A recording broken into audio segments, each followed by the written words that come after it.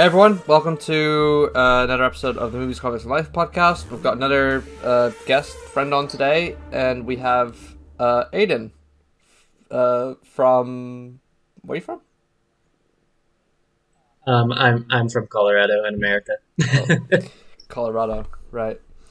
And he's a mate of mine. We chat to each other on Instagram, and the reason why we're doing this right now is because we are huge Spider-Man fans, and we just saw Across the Spider-Verse, and we're gonna do a big in-depth review about it. Yeah, man, dude, I have been dying to talk about this. Yeah, you've been really like I've seen like people have asked you on Instagram about it, and you've just been like, I'm not gonna say anything and hold off more so whenever you go on the podcast to do this. I've got 11 pages of Oh notes. my god, you have properly prepared for this. Yeah. I just got out of my second viewing of watching Across the Spider-Verse today, and I haven't written anything down. I tend to do better when I just wing it and just go off the thing. But I suppose whatever notes you've written down and you bring up on, I'll banter off that, I suppose. Sweet, sounds good.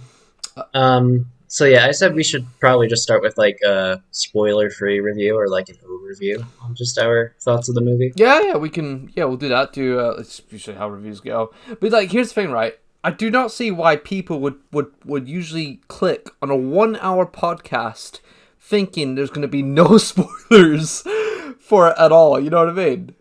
It's so weird. No, I completely agree. Yeah, but yeah, we'll do that anyways.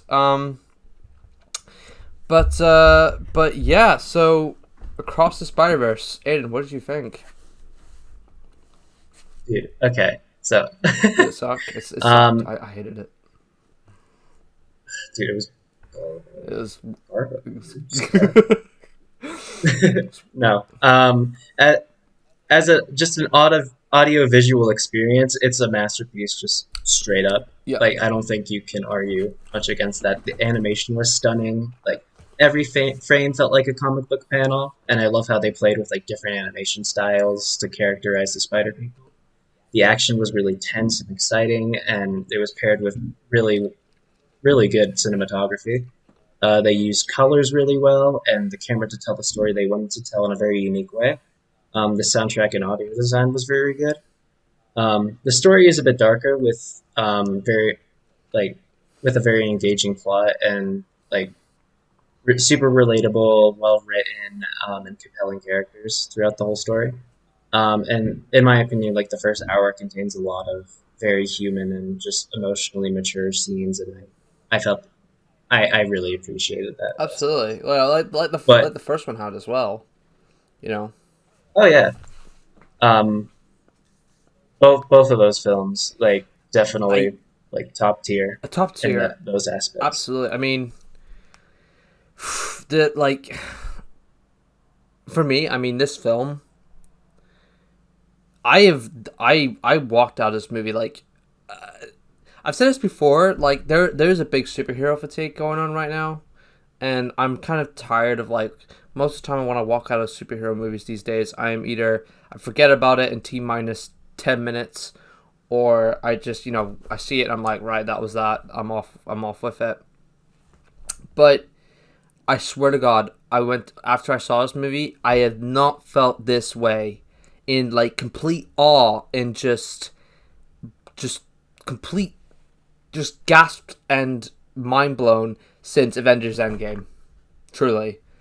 No, yeah, I completely. like I swear to God, like, and I would even say this is probably a lot better than Avengers Endgame in a storytelling level. I would say. Oh yeah, But it was just like it was insane how grand this movie felt.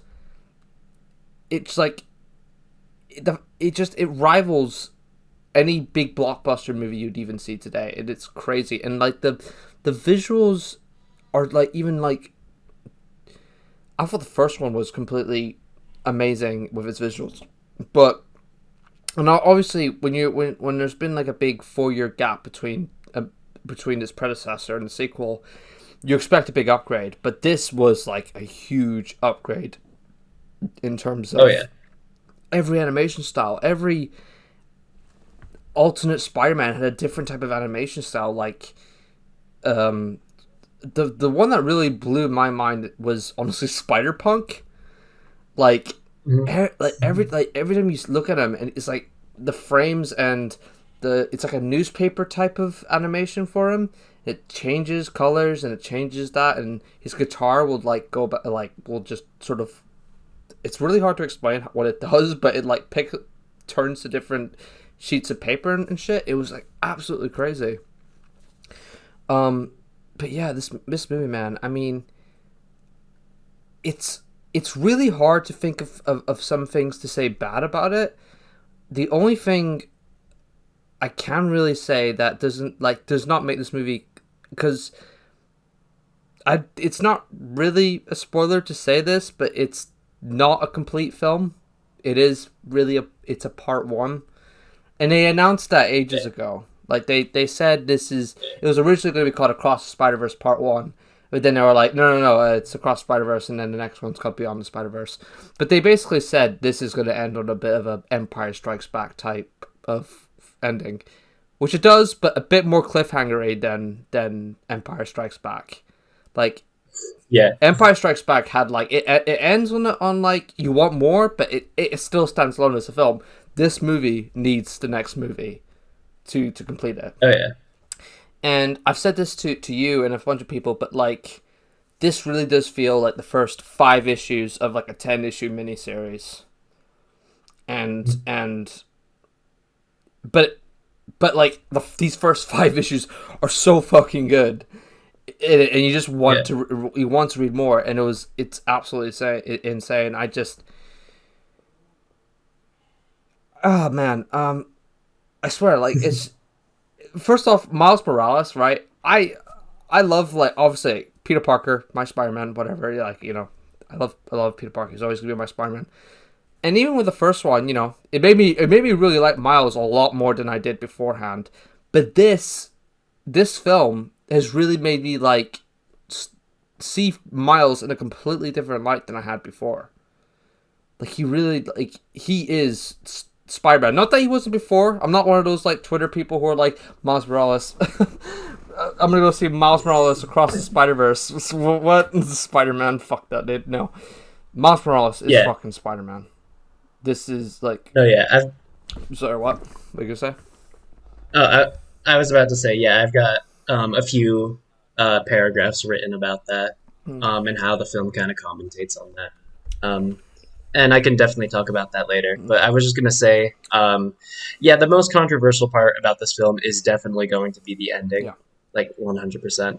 Like, as great of a twist as it was, it's definitely the cliffhanger will definitely leave a lot of people like unsatisfied with what they watched. And based off like reading through a bunch of comments that, yeah, people are not very happy about it. yeah, But and I'll talk about this part more as well because I briefly mentioned it to you. But I love the themes that are explored with Miles and how he like challenges the status quo of like what it means the to be yeah. Spider-Man with the canon I events love and all that. that stuff. It is like a good commentary on how the comics are today, isn't it? Yeah. And I'm not sure if they were intending that, Yeah, at least like when they started, yeah, because I'm sure they started production like at least like maybe a year after the first film, yeah, possibly. Uh, and I don't remember much of what was going on 2019 in comics. I wasn't into it yet. yeah. Um, but there definitely was not a lot of negative discourse around Peter Parker Yeah, I yet. mean, like, I can vaguely remember what it was like for Spider-Man during that time. It was during the Nick Spencer run, and Oh, Nick okay. Spencer. Nick Spencer was doing all right then. Yeah, I mean, it was nothing really special, really. It was just sort of mundane type of stuff, and it was still. I mean, like they've. It's like the thing with the 616 universe. Things are just so convoluted because they've just never. I mean, fair play to Marvel that they've never really properly rebooted their universe. They've just kept it going and Mhm. changed the timelines here and there, but they've really kept it all the same, and it does make it a bit more complicated and hard for new people to jump into. But it was still basically doing that, but there was no really any like home runs with Spider-Man during that time, except for like maybe um Spider-Man Life Story came out around that time, I think, and then uh by Chip Zdarsky, which was really good, and then there was he did another one which was Spider-Man. Um, what was the? It was a symbiote one. Oh, I'm pretty sure it's just called symbiote, like Spider-Man Was symbiote. it? Yeah, maybe. No, no, no. It was Spider-Man Web. Spider-Man. It was something Web. Something Web. Vaguely remember what it was, but it was like another mini series where it was like an Elseworld story where Peter Parker takes the black suit, but like this time he accepts it and he becomes Venom, really, and it's another good one. But yeah, I mean, Spider-Man comics during that time was just fine, whatever. But like, yeah, now today it's just a complete fuck show, and Oh, okay. recently I started collecting the Spider-Man comics. From issue one, whenever I saw the Zeb Wells and John Romita Jr. were doing another run, I was like, all right, I've really wanted to start collecting Spider-Man like by issues because I've collected Batman and Superman, whatever. So Spider-Man would be great. So I was like, okay, start on issue one. This is a great way to jump on, and that's how they marketed it. And I did not read a single issue because I saw all the previews and all like what people were saying about it, and I was like, I still kept buying it weekly because I was going to the comic book store to pick up my weekly comics, but I Yeah. wasn't actually reading it, and I was still seeing all these reviews, and then it just got to a point where I was like reading all this shit and like how bad it is, and I'm like, why the fuck do I still have this shit and I'm spending my money in it? So I canceled my subscription and I literally just went on eBay and just sold the whole thing. I was like, Yeah. get this out of my house, and I sold it a couple of weeks ago. And God, I was so glad with it. Um, yeah, and I'm cleansing the palette with rereading Ultimate Spider-Man and the omnibus for the Stan Lee Steve Ditko run of Spider-Man. Yeah, Nice. some cleansing some palette there. But Yeah. but yeah, we're thinking about comics during the 2019 Spider-Man era. But yeah, I don't think they. It's hard to say if they did know or not whether they knew how convoluted this would all be, and they were really making a story to commentate on all that. But nonetheless, it's perfect timing, and um, yeah, I mean, it's kind of hard to really say why it is without going into spoilers. But it's like suffice to say, if you've seen the trailers, which I wish they didn't really show this, but there is something that Miles has done that has everyone pissed at him, basically, and that's Yeah. basically what the whole plot, what the whole question of the thing, what we're trying not to spoil is about. Yeah. But yeah, um, another great thing about this movie, I say, and when I went to go see it in IMAX. Not really like I went to go see it because I just said it, I just read that it was the best way to see the movie, and I made a commitment to myself saying whenever a new movie comes out, I'm gonna go see it in IMAX after I had an experience at a film festival seeing movies in IMAX, and yeah, especially today after seeing it a second time in a regular cinema, the watching it in IMAX and then in a regular cinema is like it was a completely different roller coaster because like the first time I saw it, the music for this movie is so fucking good. It is Oh it yeah. is one of the best superhero. I oh my god, the soundtrack is No, deep breaths, my guy. the soundtrack is so good. From the moment this movie starts, there is a complete drum roll and a drum beat, and I'm like, oh, it's so good. Oh yeah. So good. Oh yeah. And I think this I, movie really solidifies. I already loved the original, like the composed Spider-Man Spider-Verse soundtrack from the first one. I loved it, but and the theme, the general Spider-Man theme, I liked was good and shit. But this movie has really solidified that theme as one of my top favorite Spider-Man themes ever. Oh It yeah. is. Oh my god, it's just so heroic and good. I mean, question: what is your favorite Spider-Man theme? That's tough. Um. Well, I mean, now Spider Verse is in the running for it, Yeah. but originally it was either Danny Elfman's Yeah. score or the score from TASM One. I really Oh my liked god, Tarzan one. Yeah. that that darker undertone was really nice. I thought I it was loved it nice. too. But it still had a heroic Yeah, vibe. absolutely. Like I remember during the time of the Amazing Spider-Man one, I felt like, especially like even as a young kid, I was like around 10 when that movie came out, and I remember even during that time, I felt like the rare people that thought the soundtrack and the theme for that music was really, really great. And I mean, hot take, even at that time, I think I preferred it more than Danny Elfman during that time. I Mhm. mean, right now I don't know because like I've gotten older and the theme's gotten more reminiscent with me, and it's a classic theme. Um, but I still Yeah, love that soundtrack from Amazing Spider-Man 1. But everyone else was shitting on it. It was like, it's no fucking Danny Elfman theme. It's just the. But me, I was like, no, this TASM theme was good. And to be honest, when I first heard the TASM 2 theme, sorry, TASM, The Amazing Spider-Man, whatever, when I heard the second yeah, theme, at first, I actually didn't like it that much. I was like, why the fuck did they change it? yeah. Why did they change it? Like, and I was even excited for it because I heard Hans Zimmer was doing Amazing Spider-Man. I was like, Hans Zimmer, Spider-Man. I mean, how could this go wrong?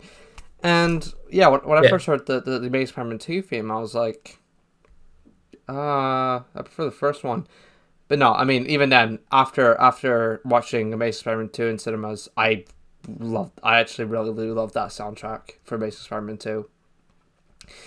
Oh yeah, Yeah, it's great. yeah, especially the Peter and Gwen theme. Even in Yeah. the first film, the Peter and Gwen theme was great as well. Sorry, I'm burping like crazy. Mhm. Um, You're good. the first film, the theme for Peter and Gwen was great, but in the second one, it was just absolutely amazing. Like, what is it? What's it called? The soundtrack, The Rest of My Life. You know that one? Yeah. Yeah. Whenever you're depressed or you're like, let's say you're acting and you're doing a scene and you need something to fucking cry, play that thing and you will man cry. I swear to God. Um, but yeah. So you're saying best your favorite soundtracks is Spider Verse and Danny Elfman and Tasm. Yeah. This one is has definitely risen like to the top two at least. I have Yeah. listened to this soundtrack in my car on the way to work several times I know. already. Oh man, dude. No, I'm me too, man. I mean, both this and even the actual licensed music soundtrack too. And I'll Yeah. admit, even when this movie came out and I was listening to the actual licensed music, I hadn't listened to the actual composed music, so I was gonna wait to see that in cinemas because I want to hear it on the thing. But I was listening to the licensed music by oh, I don't know what the singer's name is. Um, I don't know. It starts with an M or something. But Oh, Metro. Metro, yeah, it's it, Metro. Um, but yeah, that's right. Because at the beginning of every song, it's always like Metro, Metro. Yeah. I'm like, yes, we know it's Metro. Shut the fuck up. um, You just gotta just know. gotta know. But when I was first listening to it, I was like, this is nowhere near as good as the licensed music for the first movie, and I think I still think that because like the first movie had "What's Up, Danger" and "Way Up," and Mhm. what else did I have? I mean, "Sunflower," and I Yeah. can list a bunch of other great musics. "Elevate," fucking amazing. The first one had just a killer Yeah. soundtrack, and I think I still prefer it. But listening to the licensed music now, like music's like, especially probably my favorite out of all the licensed musics are, what's it? It's the Dream one. Am I dreaming? I love that one. That is so good. Like that is that is the music that they played it during the end credits. And I swear, when the movie ends and that theme kicks in, I'm just sitting there with my jaw on the ground listening to this music, and my emotions are just going all over the fucking place. Oh yeah. Yeah, that. I think my Sorry, what are you gonna, oh no, no. sorry. What are you gonna say? Oh, I was gonna say I think my personal favorite from the licensed music in this movie is probably Mona Lisa. Oh right, It's just such a chill vibe. I really like that's the one it. that's like. Is that Um, the one that's like Mona Lisa, and yeah, yeah, it's the one that plays when Miles and Gwen are swinging yeah, yeah, through the city. yeah. That is a good one. There's that one, and then I think another one's Calling. Is that what it's called? Oh yeah, I yeah. like that one, and this is the one I probably least liked at first, but then I grew to like it a bit more. But it was Hummingbird. Oh, hummingbirds. Yeah, like That at one. first I was like, "What the fuck is this?" Especially with the beginning of it, when it was like it sounds like a cartoon. I was like, "What the fuck is this?" But then after watching it and like watching it in the movie today, I was like, "That song is actually really good." It's like it's sort of the same way I had with Sunflower. When I first heard Sunflower, I was like, this is stupid. This song sucks." But after I listened Yeah, to it a bunch of times, I'm like, "This song fucking rules, dude." Yeah. yeah. I don't know. For me, this this soundtrack, in terms of licensed music, has higher highs for Oh me, really? but it's got lower lows. Oh yeah. I think Yeah. I think the licensed music overall is better in Into the Spider Verse. Like it's just consistently good throughout. Yeah. Like there's not a, in my opinion, there's not really a bad track or like one I would skip. Um, but in this one, I've definitely skipped a lot of the licensed music. I've just played them, kind of a few. uh, yeah, the end credits theme, Hummingbird, Calling, uh, Mona Lisa, and I think there might have been one more, but I can't really remember. But those are definitely like the highest for me. Like I love those songs; those are good. I honestly, what I think now is like, what like, do they already have the licensed music ready for the third one? Do you think? Like, do you think You know, I don't is know. it I didn't even think about because like that. Metro did the entire soundtrack for this one? Yeah. So I'm like wondering, is Metro coming back to do the third one, or are they gonna do like a variety of different artists like they did with the first one? I, I mean, if they got Metro to do this one already, and we've got less than a year to until the next Hmm. one, he might have already recorded some stuff, Yeah. or he might already be recording. Well, if he's doing both soundtracks, I mean, he's probably getting a really huge paycheck. I mean, Jesus Christ, imagine having to do that much music for two movies. That's Yeah. insane. Pretty much back to back as well, unless he did it all in one go. 24 songs. Jesus. Um, but yeah, no. I think the licensed music for this is definitely a lot better the more I've listened to it. But yeah, but like the actual composed soundtrack for this movie is something else is as well. It's just Yes, dude. the bloody Um. we could say we could say. Oh, I was gonna say. I think we should quickly give scores real quick. Just for the movie, and then we can move into Oh yeah, spoilers. absolutely, yeah. Because like my first notes. Well, I mean, my notes are basically kind of like just going through the whole plot, but I mentioned like music, the scenes, and all that Yeah, stuff, yeah. and like just context of the scenes. And I think it would be better to talk about the music and all that stuff Hmm. like that. Okay. So All right. for me,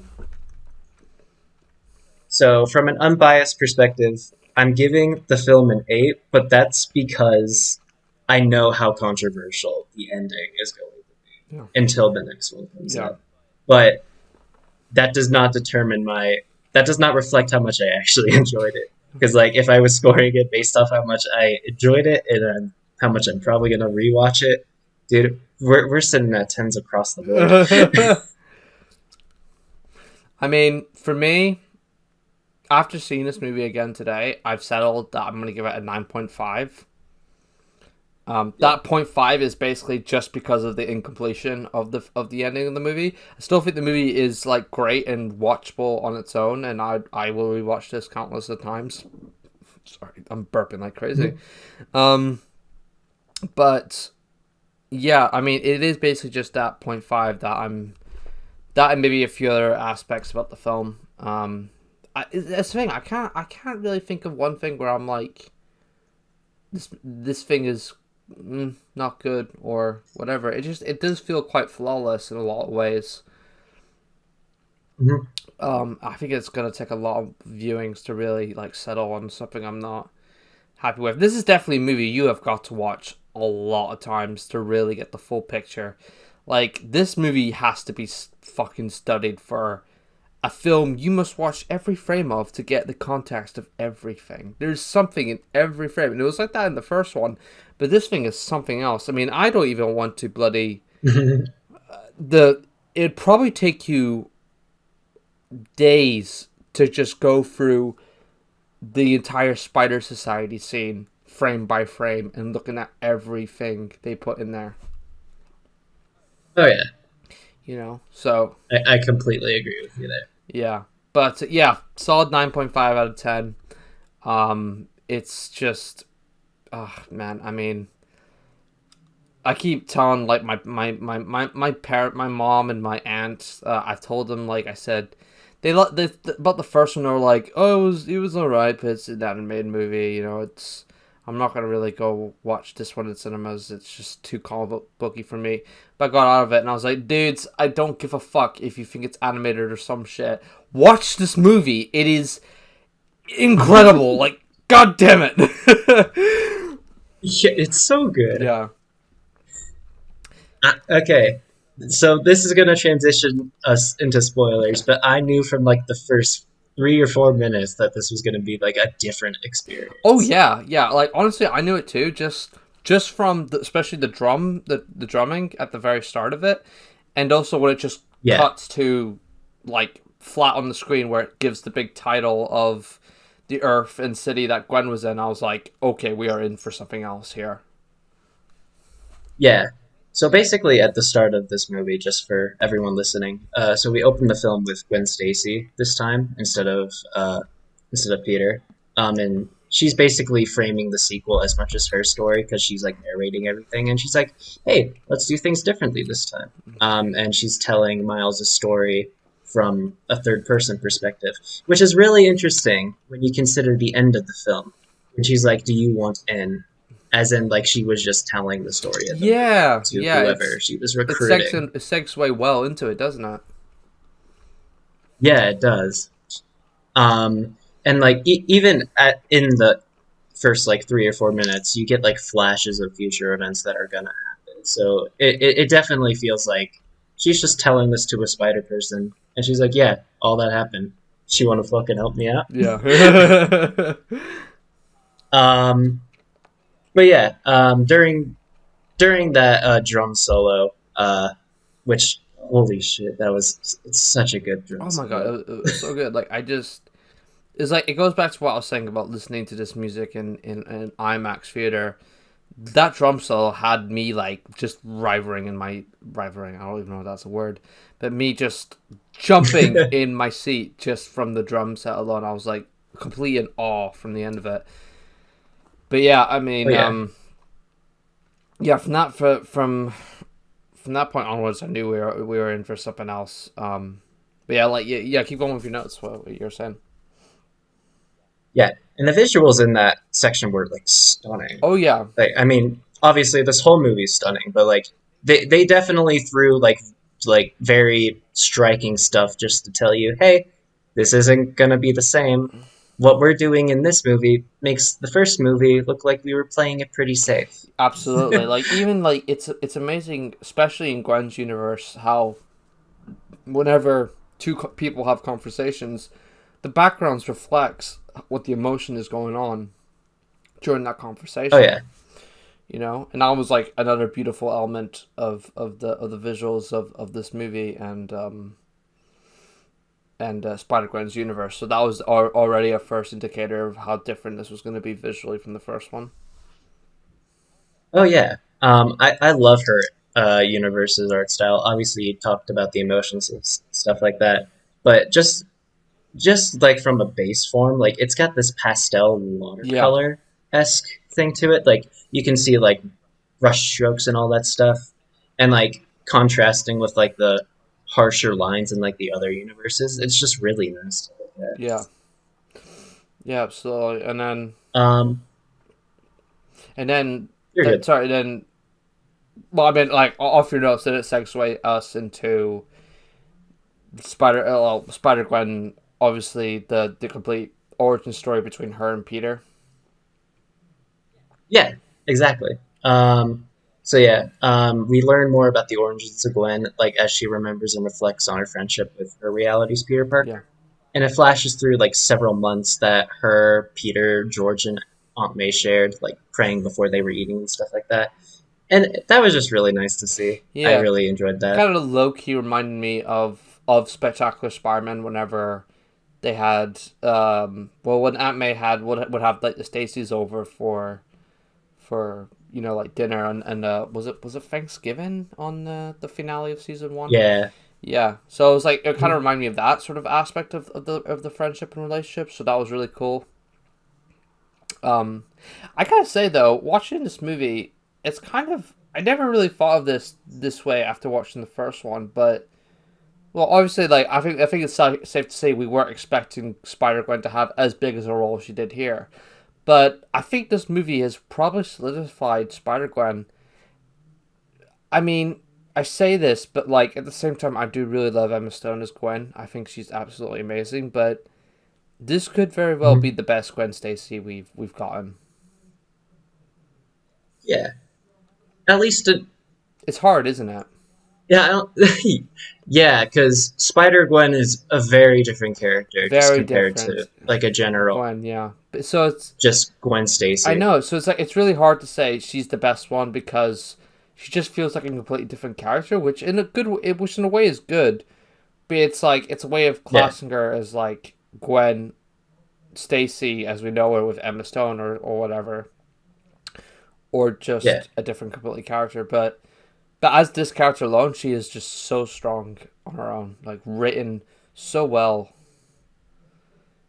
Oh yeah, and the easily. story, the fact they were able to tell this type of emotional story in the first like 10 to 15 minutes with her is so good, and it makes me more on board and hyped for the possibility of them saying the likelihood of them doing like a spin off of Spider Gwen happening. I am more on Oh yeah, board for that shit now. oh yeah. Um, yeah, that's gonna be a lot of fun. I'm pretty sure they are going to do it. Um, definitely after this trilogy, at least. Mm-hmm. Um, I totally lost my train of thought, but I am excited for Mm. it. um, but yeah, during that scene, we hear J.K. Simmons as Jameson once again. Yeah, J.K. Simmons coming back, and still and he's like sorry, but like on the TV, they have J. Jonah Jameson, but he's still like modeled after how he is in the MCU, and I'm like, "Oh, come on, dude. I mean, the bald head look is. I mean, I get it for the I mean, MCU because they're trying to be different, and J.K. Simmons is naturally a bald guy. But here, can we just yeah, go classic JJ, please? Like the full Hitler, just look. yeah. No, that's fair. I just like how he's just like always Yeah, there. Like he's always, almost a universal constant at absolutely. this Yeah, point. I love that too. Like there are definitely a few exceptions, like Insomniac Spider-Man and Spectacular. um, yeah, and like some of the animated ones. But at least in modern day interpretations, now it's like a universal constant. It's like, yeah, if we're doing JJ, we gotta have J.K. Simmons. Yeah, absolutely. I think yeah. But yeah, when he's reporting on that, George Stacy is basically declaring a hunt for Spider Woman, um, and was I gonna say? Oh yeah, that was just notes on the J.K. Simmons thing. So in the next scene, we have her and George, uh, just like saturated in different colors. She's saturated in blue because she's reflecting on like her friend. She's feeling very depressed, and George is saturated in like an orange color, which obviously represents kind of like the warmth in her life. And when she lets that in, and it kind of merges together into like this pinkish hue, it's just really fun visual Yeah. storytelling. It's really nice. Yeah. um, and then Gwen heads over to the scene of the crime where she fights an alternate vulture, which was really fun to see because it they the animation they had was like very old paper Yeah. texture. Yeah. His animation was very choppy, but it was based off like pieces of Leonardo da Yeah. Vinci's sketches from the Renaissance Yeah. era. And even in the animation, there's like sketch notes and Yeah, stuff you like could that see if it. you Yeah, can like the catch it. outlines. Yeah. There's even words there too. I saw a few words there. I'm like, huh, that's neat. Yeah. But it it was so cool. So they fight. She's quipping really well as a spider person should, um, and all of a sudden Miguel comes in, and that's when I'm like, fuck, because oh my god, his music, Oh, that god, for his theme is it's probably one of, if not my favorite track on the entire it's soundtrack. like for the first movie, it was the Prowler fame that was really really dope. Hmm. For this, is like Miguel's fame. That's just like, oh, when you just hear it, it's like, oh fuck. Oh yeah, dude. And when it cuts to him and he's still got the web cape, Oh, he's got like this laser web cape. I wish he kept that throughout the movie because it's so it's like cool. it kind of It's remind me of how like some Marvel, like even back then Marvel movies, they would do the classic sort of look for characters for like 2 seconds, and then they'd be like, right, we're getting rid of that. Now we're going to their just traditional look throughout the movie. It kind of remind me of like like the first Thor movie. We see him use the helmet for like 2 seconds, and then he takes it off, and yeah. then he's just without a helmet for the rest of the movie. Kind of remind me of that because like superhero movies used to do that all the time. But yeah, I was like that when I saw the cape. I was like, oh, that's sexy. And then you think about the line in the first one, like, that's disrespectful. Spider-Man is using a cape. Yeah, exactly. But now that we're talking about Miguel, I want to talk about his redesign for the Oh film. yeah, yeah, Um, yeah, I think it's great. I think it's a great reimagining, and it's just an improvement over the design in the last film. I really like how the logo, like, still has that skull motif, but it looks a lot more like a spider, like a spider. He's got a bulkier physique, which gives him a more imposing silhouette, which makes sense for the role that he plays in the film. yeah. And just a little bit later on, I don't think they intended for this to happen. I'll be honest, I haven't read many Miguel comics, so I don't know much about how he got his powers or like all that stuff. But when he injects that serum into himself, I'm like, so that's why he's yeah, fucking sauced up. Fucking hell. Yeah. um, And but yeah, I was also really kind of like not expecting it. Like I did forget about the fact that he is like half vampire in a way. So when the mask, yeah, what like there's a part where he is on the vulture and he's like on top of the thing, and literally for a minute when no one's around and no one's looking, he takes the mask off and he fangs come out and he's about to kill Vulture and you're like, oh shit. yeah, Um, yeah. Before the movie, I definitely forgot about that too, and I was gonna be like, oh, are we doing something different? And then I'm like, oh wait, no, I'm just yeah, stupid. He's always been like that. yeah, Um, but okay, I'll keep going. no. It's just I was Sorry. just no. I was gonna say yeah, but like Miguel's design. Yeah, I think it is an improvement off the last one. Even though I didn't mind the last one, I thought it was fine. But this was definitely, like you said, more fitting for the role that he plays in this movie. And Mhm. Yeah, Oscar Isaac, man, he really does do a really good job as this sort of like definitely more serious Spider-Man. Um, Oh yeah. and yeah, I mean, you just can't go wrong with Oscar Isaac. He's always bloody great in anything he does.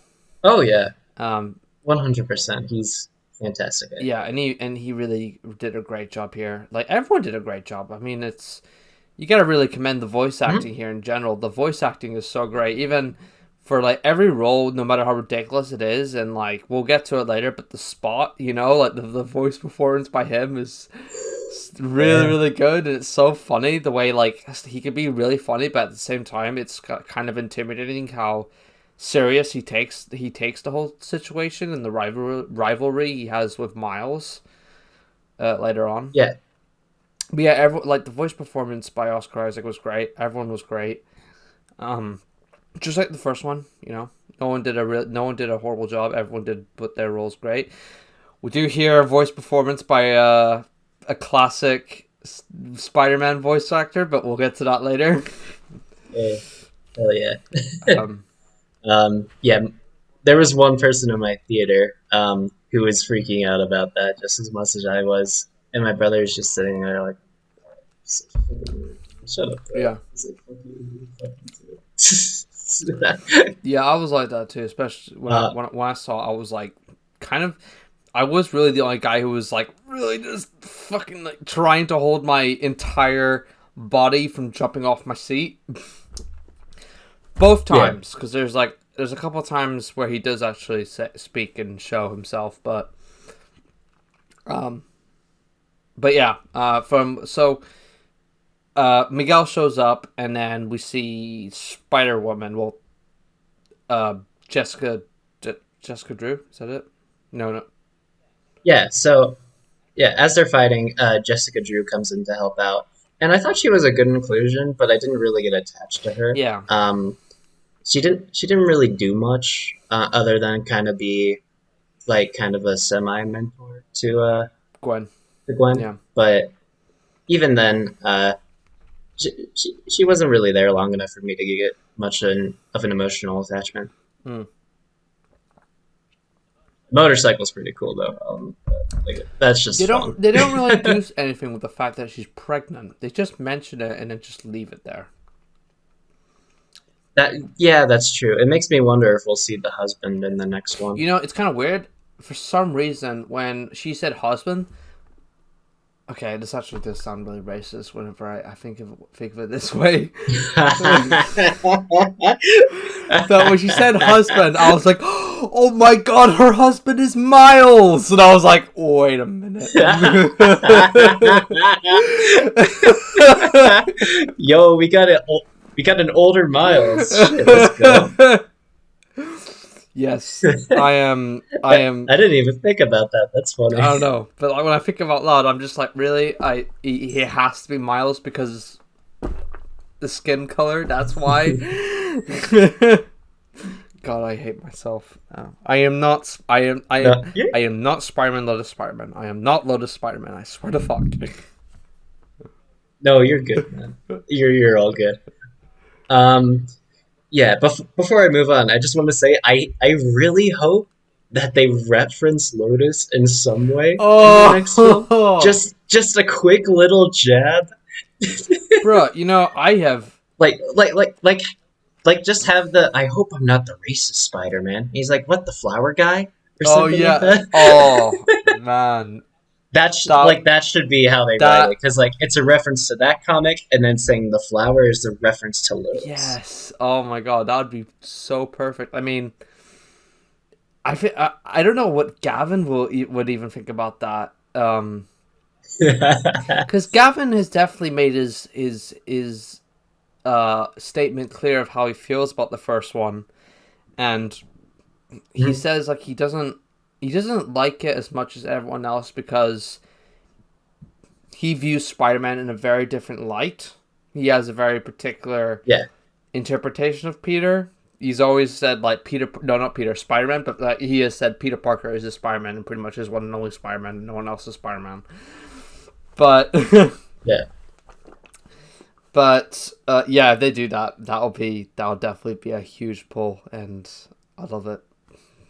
Yeah, I would be fucking cackling there.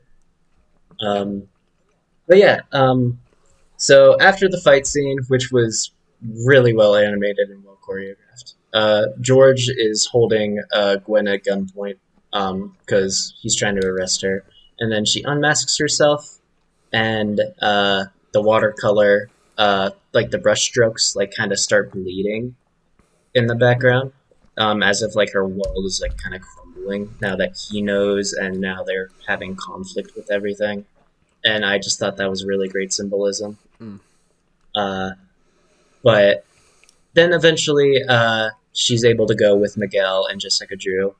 Um, and then we cut to Earth 1610 in Brooklyn, where we get reintroduced to Miles. And yeah, this is what like this is where I was like, ooh boy, I am like I am so in for this ride because like that 20-minute introduction with Gwen, like I wasn't expecting it, but I'm so glad I had Yeah. like because like that was a good intro. Absolutely. It's like this Um, movie really does have like kind of two openings, doesn't it? yeah, Yeah, for we have the Gwen, and then Miles. we meet the Spot, and then we have Miles meeting the Yeah, Spot. the, So the the spot the spot like just him robbing that ATM was really funny. Just oh my god, like let me rob you. Like please don't make this is my first robbery. Don't make this bad for me, please. Like yeah. I can't get a job now because of the way I look, so now I've turned to a life. His delivery is what really sells Yeah, it his for me. his delivery for every line. That's what I mean. Like he just how simple he like talks about things, but it's just so funny the way he delivers his lines. Yeah. Oh, and I Um, suppose we have to say it's the bagel guy from the first one. yeah, yeah, dude. I know. I'll talk about that when like that plot point is introduced. But like when they said that, I was like, no, they fucking didn't. Oh my god, I swear I was like, you God. gotta be fucking kidding me! But it's brilliant. I love it. Yeah. Man, for if I had a nickel for every film that relates to the multiverse that involves bagels, and that bagel is super revolutionary, I'd have two I was literally nickels, gonna say you'd have two nickels. which isn't a lot, but it's kind of weird. Yeah, yeah, absolutely, yeah. And they're both probably the Yeah. best Um, multiversal films we've got. yeah, exactly. So, key, um, whenever you're making a good but yeah, multiverse movie, have a bagel in it. yeah, you gotta have a bagel in Hmm. it now. It's almost just solidified in the multiverse culture. Absolutely. Um, but yeah, when we first introduced to the Spot, he's played like a joke, which is how he's usually been treated. Like in the '90s animated series, he probably has one of the worst Mm. episodes. um, and in the comics, I read up just a little bit, and yeah, he's treated like a joke there too. But later on, when uh, we start talking more about how the plot advances, he definitely becomes a much more menacing villain. And I really enjoyed that. I thought that was a really cool direction to take him. Yeah, But yeah, when we're introduced to Miles, we get to see his new suit, and I want to talk about the new suit because I like talking about character yeah. design. He's bleeding from his armpits. Um, he's bleeding from his armpits. I'll admit, it's really grown on me. Yeah, It's grown on me a lot. I like it a lot now, but I still hate the fact that the stripe doesn't go all the way down his leg. just It stops at like his knee. I does think it? it's his Does knee, it? but it doesn't go all the way down. Yeah, but it doesn't go all the way down to his foot, and that's what really bothers me. Because you just have to finish that line, Yeah, and then it's great. yeah. I haven't noticed that, but yeah, it has grown on me as well. And do I think it's better than the first one? Probably not. No, Yeah, I that feel first you. one was just really really cool. And But this one's still pretty good. Yeah, I mean, I'll say, I mean, like the Spider Verse design in general is probably the best Miles Morales Spider-Man suits we have. Both suits, really, like comparatively to the Yeah, Insomniac or the comics. Because yeah, like it is really these, like, you look at these suits for Miles and you're like, that is Miles Morales Spider-Man. Yeah, it has his style written all over it. mhm. He still has the spray painted look with his suit, so it looks good. But yeah, like you said, it's definitely improved and it looks a lot better than how I first saw. Because the first time I saw this suit in the trailer, I was like, it looks really simple and really just not much to it. But no, it's grown to me as well. Yeah. Um, yeah, so when we're reintroduced to Miles, his theme for this movie is really good. I Yeah, really like how we start with like yeah, like the sort of I, the drums. Yeah, Puerto Rican style yeah, drums, but it's mixed in with like record scratches yeah, and all that stuff. So it kind of ties into both of his cultures, yeah, like his mother's Puerto Rican side and his dad's more urban side. yeah. Um, I really liked that in terms of the music. But we get a lot of fun references here, which I kind of wrote down. We get to see the leapfrog, which is like just a very obscure villain, and I'm like, yo, that's weird. That's cool. Hmm. For some reason, we get a Jeopardy gag, but it was funny, so I'm not going to complain. And the baby powder gag was I pretty made a mistake. fun too. Yeah, exactly. Him apologizing for it was so Yeah, I good. made a mistake. And then when he's Um, like, and I grew a mustache and had it outside of my suit. Made another mistake. yeah, exactly. But I think the baby powder bit was kind of interesting because I'm pretty sure Peter in the first film is like, "Yeah, use baby powder; it helps you get out of the suit." Oh yeah, that's right. Uh, But also, it reminded me of also the what Peter said in his in the first movie in his origin speech or whatever, or introduction speech, where he was like, "I invested in a spider themed burger place, wasn't it?" And then it got like shut down. It kind of reminded me of that, but for Miles. yeah, exactly. Oh, I just remembered the Christmas album that they Yeah, released for Into the Spider Verse. He Miles was like talking about selling his web fluid or like not selling it. Oh, he was making a GoFundMe so he can make more yeah. web fluid. Bloody hell. He was like, "Yeah, this shit's expensive. Please go to GoFundMe.com so I can make more." Uh, so yeah, I think that's a really fun bit too. But yeah, the fight with the Spot causes him to be late for his parent-teacher conference, and eventually he gets back to his dorm room, uh, and where we see a very surprisingly built Mm, Genki. I just thought that was really cool. I was like, shit, him and Miles must have been bulking together because he is the same size, if not bigger than Miles. yeah, Like I could it's really hard to tell from the angle, but he is at least as big as Miles. yeah, Like I can tell that at yeah. I least. mean, Miles is like 15 years old in this, isn't he? Yeah. It's been a year and Yeah, 4 months since the first yeah, events. and it's kind of So crazy, right? Because like when I saw the first one, I was like, yeah, Miles is about 15 here, but like no, he's 14, so it's like what? 14 or like not yeah. even 14. He could have been maybe 13 because this, like you said, this is 1 year and whatever. So who's to say he's turning 16? Yeah. Exactly. So I don't Um know. but That's yeah, that's my crazy. head What? can Sorry. oh, I was gonna say my head canon is that they became juniors and that they're just working it together in their free time. Or well, I mean, in Miles' case, it's like bloody Indian Spider-Man. I'm naturally buff, like I don't work out first thing in the morning because I don't want to get too big. I'm naturally. Oh, that was such a fun bit. I love that. I was like, I saw it and I was like triggered. I was like, bruh, that's what I want in life. Just um But I also really like this Genki because he's just the exact opposite of comic Genki. Yeah, Just complete opposite. because we've already seen comic Genki in the form of MCU. Yeah, and not to mention So this was kind of like a middle finger to MCU Ned when he was like, "I'm not your guy in the chair, motherfucker."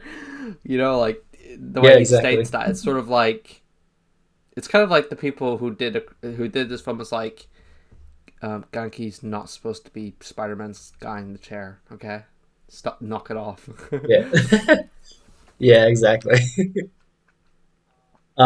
So yeah, he arrives at the parent-teacher conference, and I'm not going to talk about it too much Yeah, because we saw a lot of it in like the trailers and stuff like yeah. that.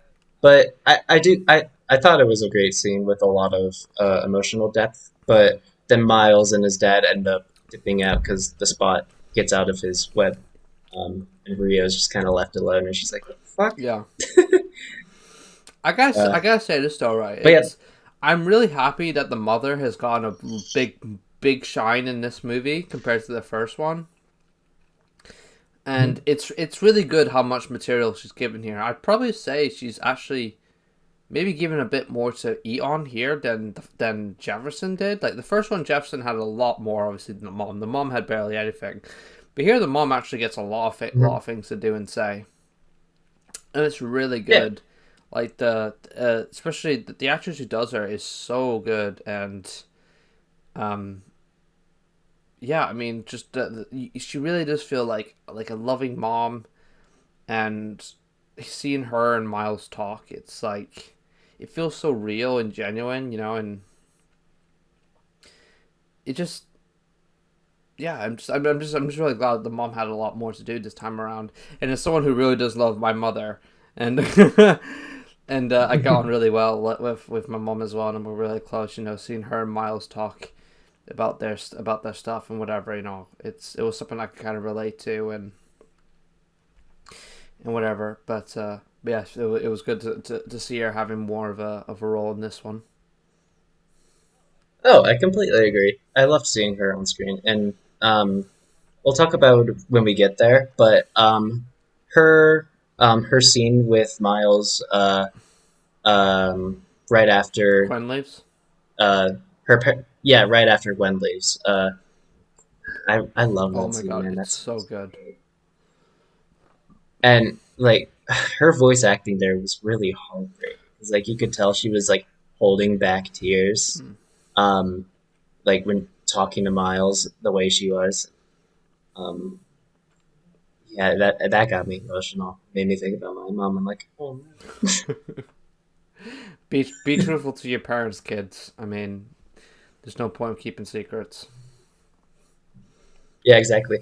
That's what I keep telling my brother. Oh my god.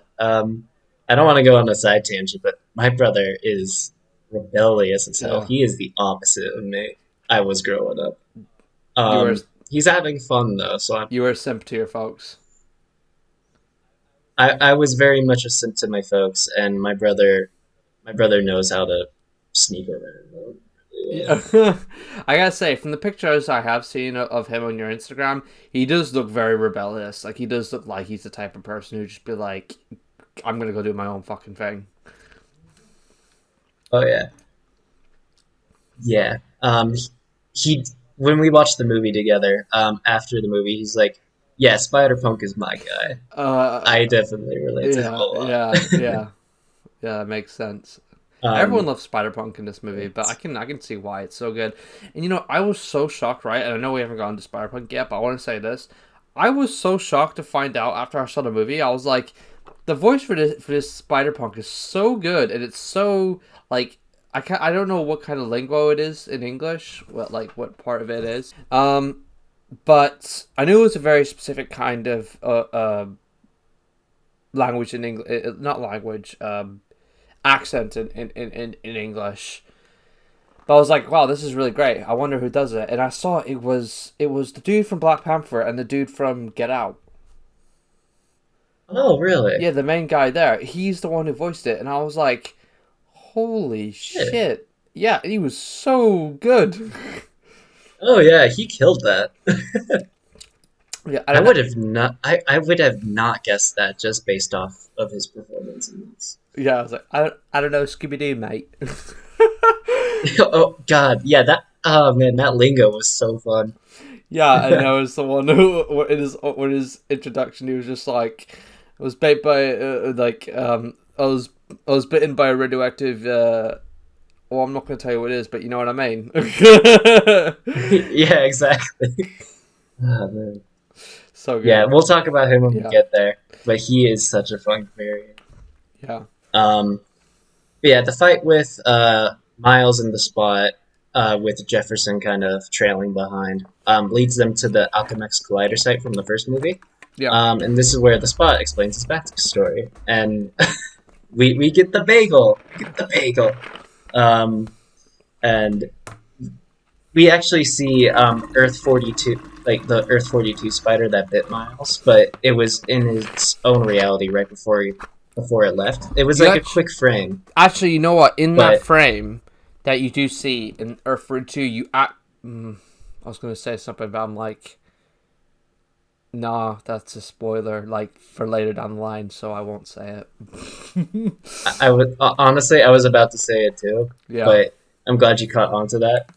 So I might not say that. We'll talk about that at the end. yeah, But yeah, the spot was the one struck by the bagel.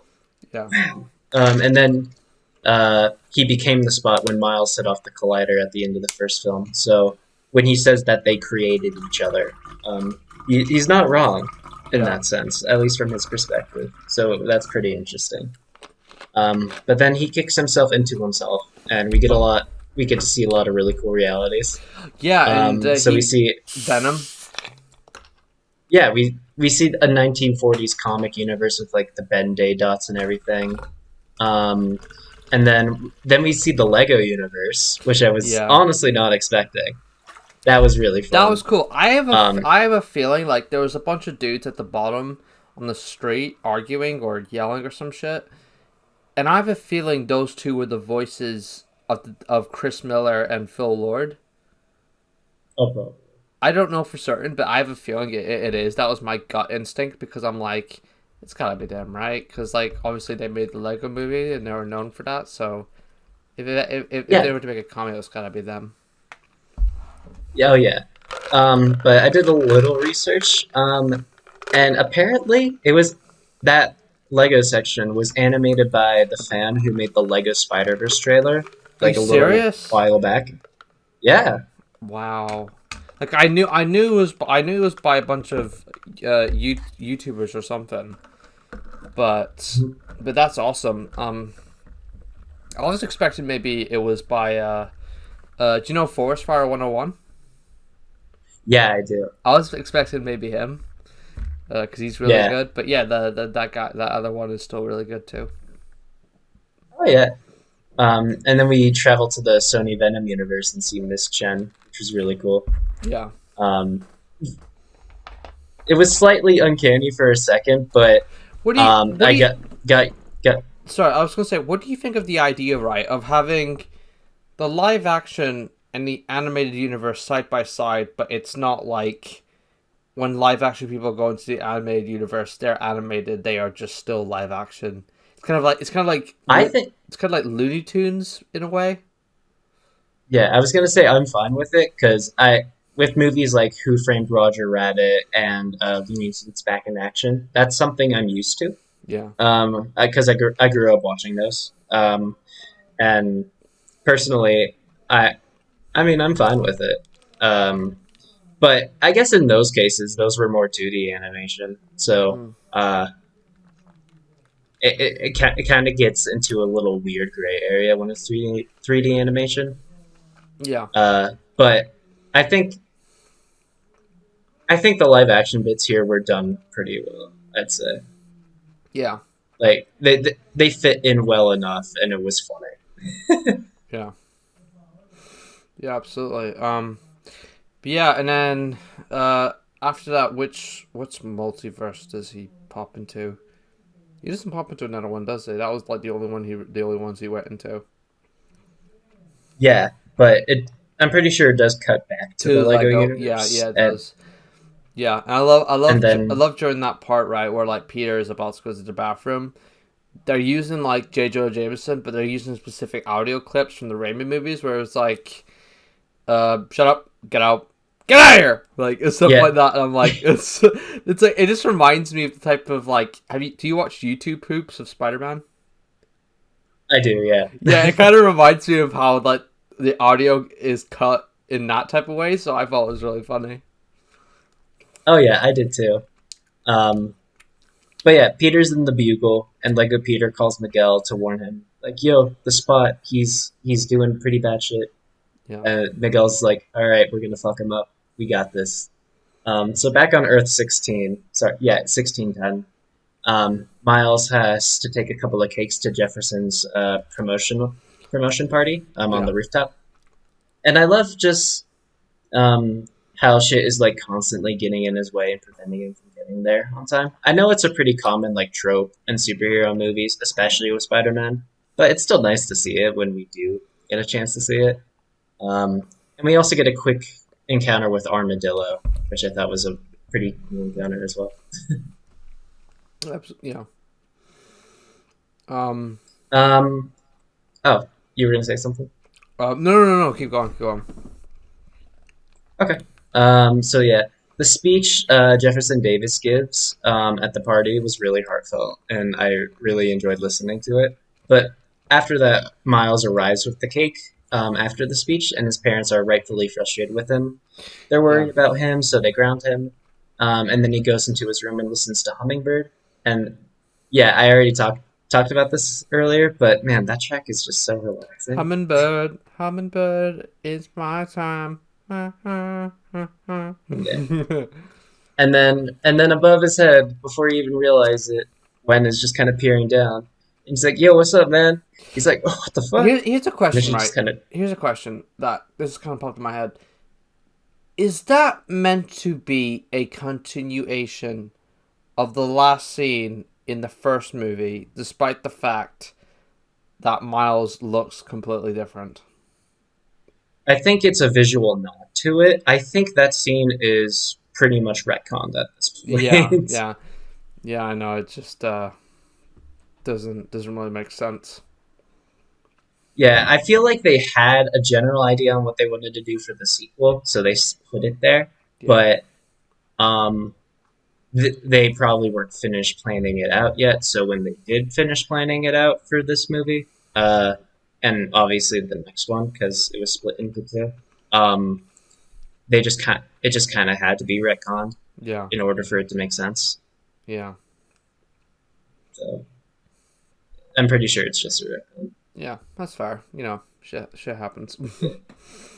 Yeah, um, which can get a little confusing, but trust me, the later shit will get confusing. You texted me about 616 stuff, and I Yeah. did notice something else, which makes things even more Are you confusing. And serious? you're yeah, I don't think you're ready for it. But when Because we get there, we'll get there. I noticed it said 616 because it was like Gwen specifically puts in the coordinates during the end of the movie when because like these spider people they have these Spider Verse jumping watches that let them go to each Spider Verse or whatever, and she puts in specifically 616 to go to Peter. But also I also noticed it's Earth 616B. Okay, yeah. All right, so you saw that. Yeah, it's B. So I was like, Okay, is yeah. is there is this a second 616? Okay, yeah. We'll talk about that when we get there. But I noticed a little scene. Well, not a little scene. A little person in the Spider HQ that Oh, that kind of connects everything for me. you serious? Um, yeah, Oh wow, okay. yeah. So yeah, Gwen pops through the portal, and we get to see the two finally interacting with each other. They have really cute chemistry, and it felt very natural. Um, but Gwen basically rizzes up Miles to get him out of his room, and we have this really fun swinging sequence with the two of them. They have the clip on YouTube now, but Mona Lisa is playing over it, and it's just such a fun bop.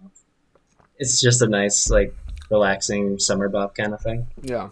Um, And the animation and movement here is like absolutely gorgeous. I was smiling the entire time. Uh, they're like threading the needle between buses. They're doing tricks. They stop some criminals, and it's just they just have a lot of fun catching up. Yeah. And everyone's been making a meme about it, but the kid licking the window on the train. I mean, he's me for real. I'm just saying. Wait a minute. I mean, I haven't noticed the meme. What have people been saying about that?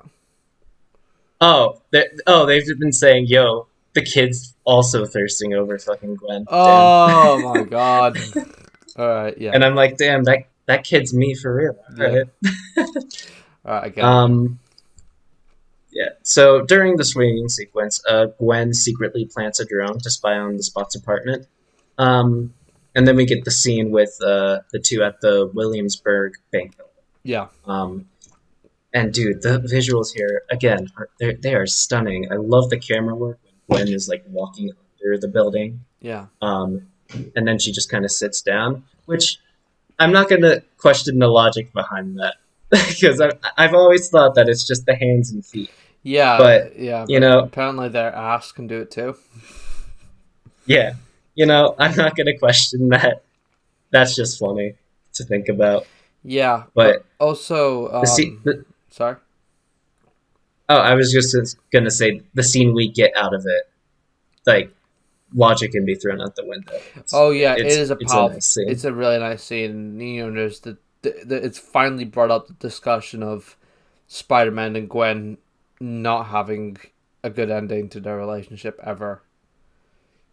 And that was really like it was finally nice to actually see that be acknowledged.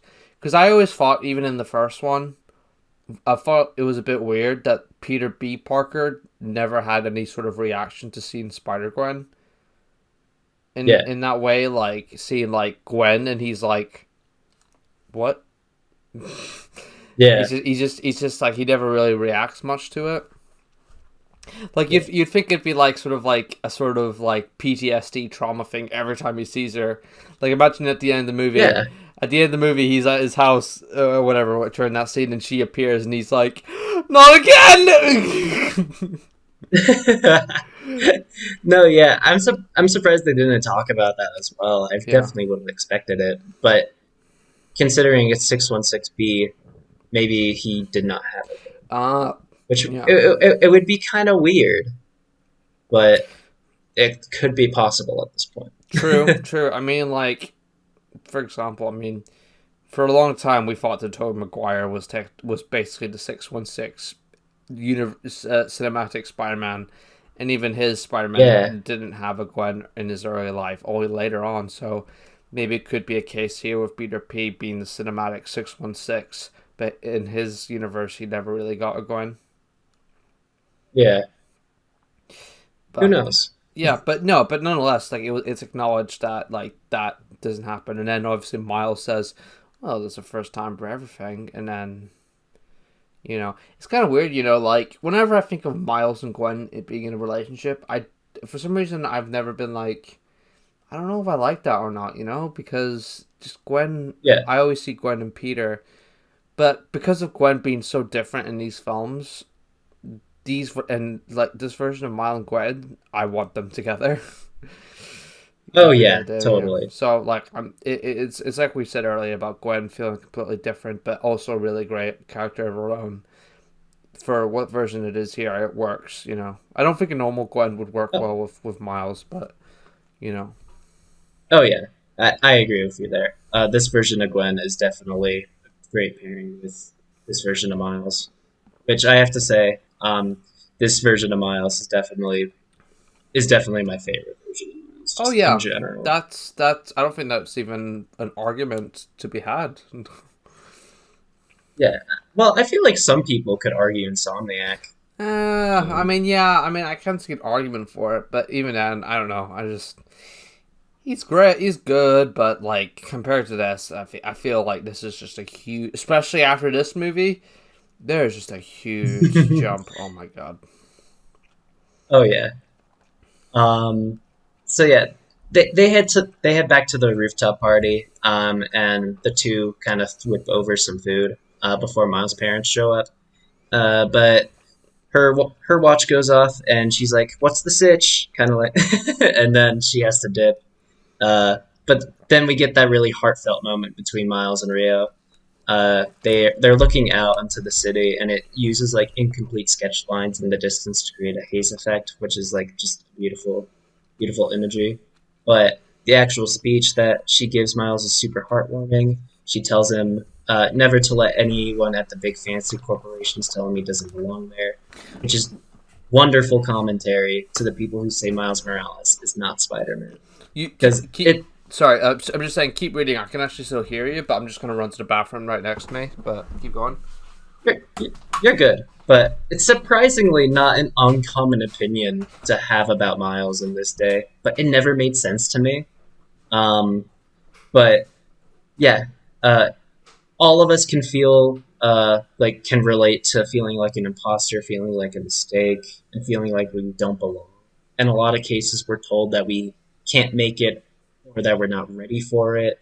And even in my case, I was told I could never physically like be close to like Spider-Man or anything like that, or like Tom Holland. But here I am, like 2 years later, still training like calisthenics a few hours a day and still fighting for that goal. Um, With the help but with the yeah, help of steroids. with just a little help of these guys. um, but yeah, I've still never understood that argument for Miles. Yeah. I know how you feel, and I'm really glad that this movie does actually bring up that topic in general, and it's definitely a plot point later on. Mhm. So it's really good that they do finally bring that up in this film, and it is like a factor into the story, but it also in a way it helps solidify Miles as Spider-Man. Mhm. So, but yeah, I know, and like bringing that topic of like us questioning ourselves and you know if we're capable of something, and doubting ourselves. It's just this movie just handle a lot of topics about mental health or self confidence in situations, and the first one did as well. But here it was really definitely a lot more noticeable and appreciated on like someone like myself and yourself who go through our own struggles. Um, Mhm. so yeah. I think it is really cool that they do discuss that in this film. Yeah. So when Rio lets Miles go, he changes into a suit and he follows Gwen to the Spot's apartment. And we see pictures of him with Olivia Octavius, the Spot with Olivia. I should Yeah, clarify that. And the spider and spider containers that are like labeled with like different universes and stuff like that, which are referring to like the previous spider people we've seen. Um, and before we find out what happened, yeah, before we find out what happened at the event, it turns out the Spot is like redoing the Collider experience in order to make his power stronger, in order to like actually break through the multiverse, in order to finally beat Spider-Man, because like that's his goal. He believes they're connected because they created each other. That's like his whole motivation, right? yeah. So it's very simple. He just wants to get more powerful to like beat the shit out of him, He just but he just needs more it holes, works. Yeah, just more holes. more holes inside my um, holes. exactly. But it makes him a huge threat to the multiverse. So, um, yeah, Gwen hops into the portal, and Miles like follows behind without her knowing, and we end up in Moonbatten. And I love the verticality of Moonbatten, because when you look down, it kind of looks like water in a way, but Yeah, the city just keeps going down and going yeah, down. It's like, whoa, there's so much more to go here. And it's like when Miles is falling through that section of the city, it's just stunning. yeah, yeah. And then we meet. It's so hard to pronounce his name. I wrote it down, but I have no idea how to actually say it. Peter Like Peter I Parker. Yeah, I'm just gonna call him Spider-Man India, Yeah, as he's referred to, like in his title comics. yeah, But we're introduced to him, and I think his redesign is really cool. I yeah, really like it. yeah, yeah, and I especially like the way how he uses like his yeah, wristband thing. Gave like a as it's voiced by the dude from Deadpool, the taxi driver. yeah, Can't yeah, remember his name, but he was really good, really really good. yeah. But yeah, he uses that thing on his wrist almost like a yo-yo weapon as well. I Yeah, noticed, and it's just really cool. yeah, But yeah, the spot makes it to Mumbatan's Alchemax, and Miles tries to absorb the charge of the seal shield. And it's not working because he's not using his palms, but we'll learn that later on. Because all of a sudden we meet Hobie, and everyone loves Hobie because Pavitier is like, Hobie, my guy! And Gwen is like, oh my. And Gwen's like, oh my god, hi! yeah. And And yeah, Miles is like low key jealous and like doesn't he wants to know more about like him and Gwen staying over at his place and yeah. yeah, that was really funny. um, But high key, Hobie is the biggest homie in this movie. Oh yeah, it's not even a question. He is just I did. I already knew going in that Spider Punk was apparently a fan favorite, but yeah, he is just so likable and just uh, I love him. He's just so good. Yeah, totally. Did he ever And as say you his meant, name in the movie? Like his actual name? um, Hobie Brown. Oh yeah, Hobie. God damn it! I don't know why I forgot that. You're right. Yeah, yeah, you're right. It's all good. There's a lot of names. Yeah, I'm like God. Yeah, um, but yeah, as you mentioned before, in the non-spoiler area, the way he's animated with like the newspaper textures and posters, it's so visually striking compared to everything else. It's yeah, crazy. yeah, Um, and and then he has this really rebellious attitude, which is very in line with his character. yeah. Um, his entire like chaotic introduction was so much fun to watch. Oh yeah, Um, absolutely.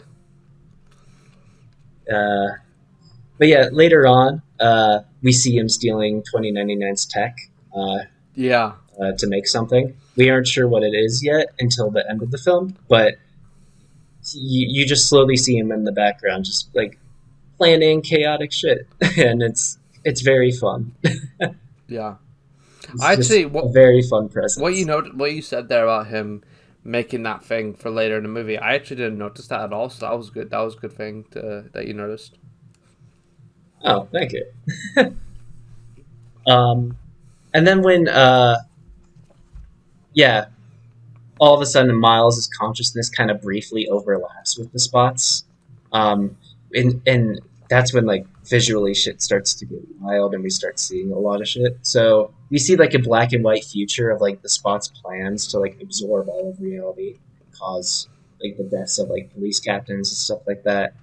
And Spider-Man India's girlfriend's father shows up in a few frames, Yeah, and then Miles's father shows up in frames as well, and they're like flickering back and forth yeah. between each other as they're rushing to save a kid. So um, I was gonna say something, but I kind of wrote it as a spoiler in here too. uh, but yeah, after that happens, the Alchemax building starts to collapse, and we have this another great action sequence where everyone's trying to save as many people as possible. But Miles saves Spider-Man India's girlfriend's father, Yeah, yeah. just because I can't pronounce his name. But he he saves the father, and it And um, Gwen all of a sudden, tries to Gwen stops him for the sake of trying to save Miles and telling him it's too dangerous, but we find out that there's more to it. yeah, Gwen tries to stop him, but he's like, "No, I got this," and he does because he's Miles. Uh, and all of a sudden, yo, the this reality is starting to collapse in on itself. So that's when Jessica Drew hops in, and with a team of spider people to kind of fix everything, and then they're taken to Earth 928 in Nueva York. And I really like how we're introduced to Nueva York, kind of like how everyone's upside down in the elevator and it's rising up, Yeah. but it's kind of like Miles' descent into madness because that Ah. perspective is inverted. Yeah, that's true. I didn't see it that way. Yeah. Um, but when we're in the Spider HQ, that's where like the references start going batshit Yeah, the crazy. references. We we We expected it, and it was a bit, but like they did it sparingly, and they did it like they didn't overdo it, and they did like they had a moment. It was there, and we all got it. It was great. oh yeah. Um, there was obviously a lot in the trailer, Yeah, but what they showed in the HQ that we didn't get to see in the trailers, we saw like a female version of Spider-Man UK, yeah, um, and that starts to cause like everyone quipping because she makes a quip where it's yeah, like, "Did you catch the spot, eh?" or something like that. I yeah, can't remember. um, and then there's like kind of reuse variants of Insomniac Spider-Man, kind of like yeah. glittered in there. I don't really get that, to be honest, because we do see later officially proper PlayStation Spider-Man Voiced by Yuri. voiced by Yeah. Yuri, which was really great to hear. And he was like said, we have the video game Spider-Man. You talking to me? Like he says that. Um, Mhm. but yeah, that was really cool to hear him actually say that. But it's like I don't get it, like because I thought in the trailers that all the like when we did see the Insomniac Spider-Man in the style of the Spider-Verse animation, that was the Insomniac Spider-Man.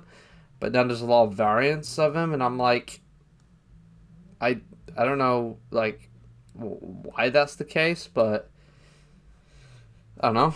Yeah, it's really interesting. Because like Spider-Man Unlimited shows up like in like three or four different places in like the same frame as well. So Yeah, I think my well, obviously from like a technical perspective, my theory is that they created like 20 or 30 like models and just kind of had to reuse them in certain places yeah, just to kind of fill out some space. Um, but there was also like a Flash Thompson Spider-Man, there was a Bombastic Bagman, uh, and like a bunch of others. But the one that I thought was important to like the whole multiverse yeah, thing that we were talking about earlier was uh, Tarantula of Earth 1610A. And if you remember from the Ultimate Comics, Tarantula is a very essential character in the Clone Saga arc. Um, and because Tarantula is shown up here, um, and his Earth is labeled as Earth 16A, that means that it's likely that Ultimate Universe at that point. Like that Ultimate Universe was destroyed, but like if it feels like after some sort of like incursion kind of thing, they're kind of retconning that as well. yeah, So I feel like 1610A is the comic universe. yeah. 1610B is Mm, Peter B. Parker. So six. Oh wait, No, no, no, sorry, no. 616A. Yeah, so like He- 616A is the comics, and 616B is Peter B. Peter B. Yeah. Yeah. So So in the case of Miles, Earth 1610A would be where the transfer is from, and then mhm. 1610B would be where Miles is from. Yeah, Yeah, that makes sense. yeah. Um, I completely lost my train of thought. Well, Oh boy, you brought yeah, up that, Tarantula in the number of Easter eggs that they showed. yeah. Oh yeah, he was chilling in Peter parked car. I thought that was a really dumb play on words, but it got me to giggle. Yeah, Like, oh my god, they did not. It's like Peter Parkour. Like, oh yeah, my god. Um, and I'm pretty sure Lego Spider-Man was chilling on the car as well, but he was like very tiny, so it was really hard to tell. Um, yeah, the whole tarantula thing that kind of blew my mind. I'm like, yo, that's so weird that he's there, and that whole Ultimate Comics universe thing is now canon, Yeah. and that means like the reason they're labeling them as B is like just so they can use recognizable numbers, but the A universe is Yeah. Which is what it should be, right? yeah, but like when in the promotional material they didn't have the A or B distinction, so that's where I was like slightly confused. I'm like, okay, so what are we doing now? Are we pulling a Kevin Feige? Yeah. um, and I'm really glad that is not the case. I'm so glad that I'm not doing a Kevin Feige, just trying to a famous number from the comics. God, that annoyed me. It annoyed me too, and I'm glad this movie also addresses the MCU as being 1999, Yeah. which is what it was for so long. At least by the fans, because the fans dubbed it that. But there was like one piece of like official material that labeled Iron, like the Iron Man movie before the MCU was as big as it was. It's Yeah. like 1999, which is where the fans got it from. Right. I didn't know that actually. Yeah. It's really interesting actually, but it blew up from there, and that's how like everyone started labeling it that until like Far From Home, where Jake Gyllenhaal's like, "Yo, this is 616, but I'm lying," Yeah. and then people started getting confused. Like, wait, I thought it was 616, Yeah. and then Kevin Feige started trying to make it 616, and I'm like, Kevin, please stop. Yeah. So fucking dumb. It was, but it's all good because now Sony is like, yo, you're kind of this is kind of dumb. You should probably stop. Yeah, one of the smart decisions that Sony have made, which is rare. But speaking of the Marvel universe, we do see. We don't know if this is the MCU Prowler, but we see um uh Donald Glover. Donald Glover, yep, and which is cool because he was like right in front of Miles, but it's because he was the one that everyone wanted for Miles Morales for the longest time. Yeah. But yeah, seeing him there was really cool. I genuinely believe that it is MCU uh Yeah, Prowler. But with like all the events going on with like No Way Home and how villains were like transported to different places and all that stuff, I yeah. feel like he kind of leaked into there, and Miguel kind of got involved, captured him, and put him there. It was Um, actually it was Hobie who got him. oh, it was. Yeah, he says Hobie was like I was the one who got him or something, and Okay. yeah, so Hobie got him. Oh, my bad. Good on you, Hobie. uh, but yeah, the line where he's like, "It's rude to stare" was pretty funny too, because Yeah. the face that they animated Miles with was like this very judgmental look, and he was just completely still that whole time. And I'm like, "Oh my god, that's like shit." Yeah. He's just like questioning everything. He's like, "What the fuck is this?" Yeah. Um, oh yeah, and a little bit earlier in that scene, we were introduced to Ben Riley. Oh yeah, voiced Um, by Andy Samberg. yeah, I have a lot of thoughts on him. So I his design is fantastic. Yeah. Like they nailed it. Like they animated him and designed him the way he was drawn in like his debut comics in the Clone Saga. Yeah. And I think it's great. And it's definitely a satirical take on Banner. And that part's fine, but the way they were advertising him, it's like, yeah, we're not gonna give out the voice actor or anything like that. Um, for him to only have like a minute of screen time ish, Yeah. was like was kind of odd. Yeah. Like, I mean, like I don't think it was really that big of a like deal to really keep it a secret. You know, that was Andy Samberg. Yeah, I mean, it was funny, but it wasn't like that big of a deal. yeah. Like if it was Christopher Daniel Barnes or Reno Yeah, Romano, that I would 100% understand. yeah, Uh, and I genuinely thought it was going to be one of them before me too. it was revealed to be Andy. But Because I mean, Andy does a good job though. oh yeah, don't get me wrong, he does. Especially with the way they uh, wrote Ben in this film. But Yeah. yeah, it's definitely very interesting marketing Mm. going on. Um, oh, I also loved the line where he was talking about just how hyper definite his muscles are, Yeah. and as he's like choking them. And his It's like, bicep yeah, vein is yeah, his bicep vein is just pumping. yeah. You know what he felt like? He felt like he was Lego Batman from the Lego Batman. Yeah, that's It's like true. he's talking about. He's like, yeah, doing spider pose, jumping. I'm in the alley. Yeah, looking at the walls next to me. Yeah, uh, he was a very fun character. Yeah. And Um, and then we meet Margot Kess, which was Spiderling. And her and Miles had a flirtatious they vibe. did, didn't they? Uh, Didn't Gwen get a little yeah, jealous? yeah, she webbed him and pulled him over. And I'm sitting here thinking, yeah, Gwen, grab your fucking mans. Like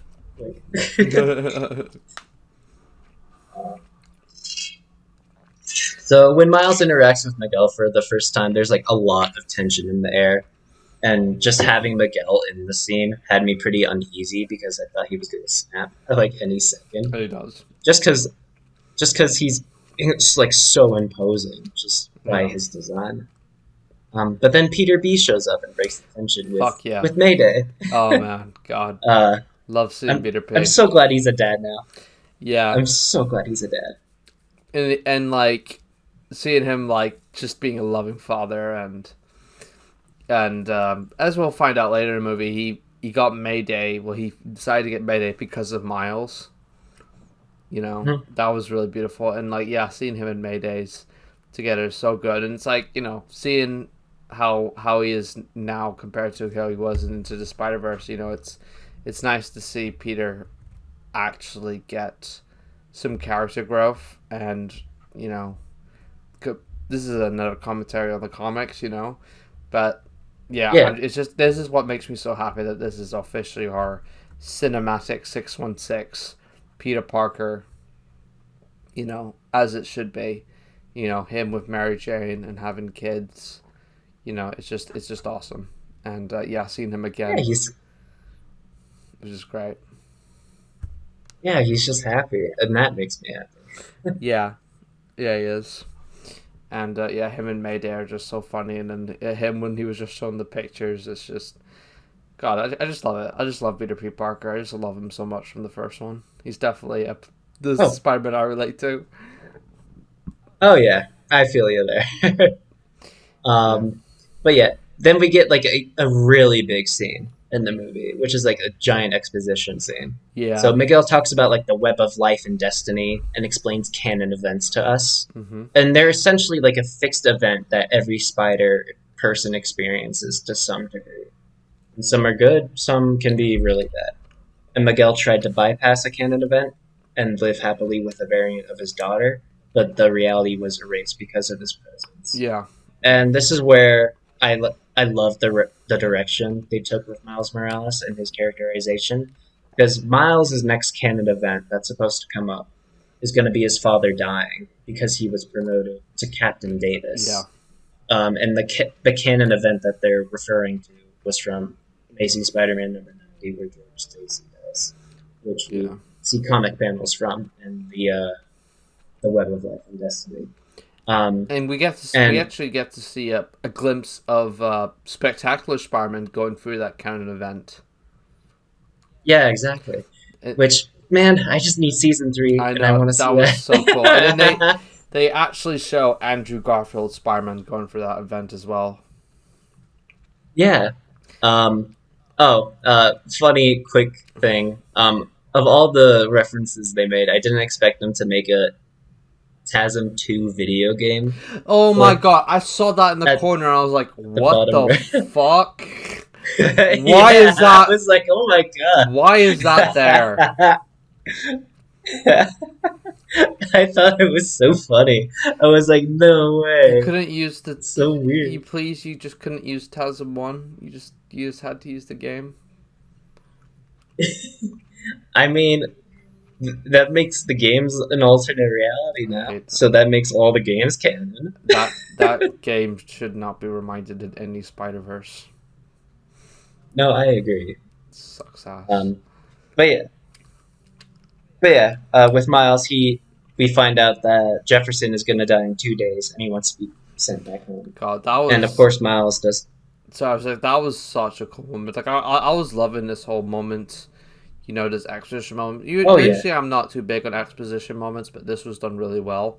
And I love the way how seriously they were taking the phrase canon in an actual movie. Oh. You know, like just Hmm. saying canon and saying it seriously. Because usually, like, canon is usually a thing us fans say. Say, oh, this is my head canon. This Hmm. is canon here. This is canon and this. But like actually seeing a movie and having the word canon be a fucking plot point is just brilliant, and especially the fact that it's in a movie like Spider-Verse that's like a complete comic book. It's just so fitting. I love it. Oh, I completely agree. And it'll be nice for just general audiences in general to understand what canon actually means. Yeah. Um, that way, if we're talking about it, they can understand Hmm. it. um, but yeah, Miguel doesn't let him do that and states that being Spider-Man is a sacrifice, and they all pretty much have to live with tragedy. But Miles argues that it doesn't have to be like that, and he can do both. Um, Now that he knows that he's going to die, he believes it's his responsibility to save him, not just because it's his father, but because it's his duty as Spider-Man. And like I said previously, this really does feel like a commentary on the Spider-Man status quo. That's 616A. Peter has been trapped in for years. Um, like everyone thinks that in order for Spider-Man to be interesting, he has to be down on his luck and deal with tragedy all the time. Yet I like how Miles is challenging that and says it.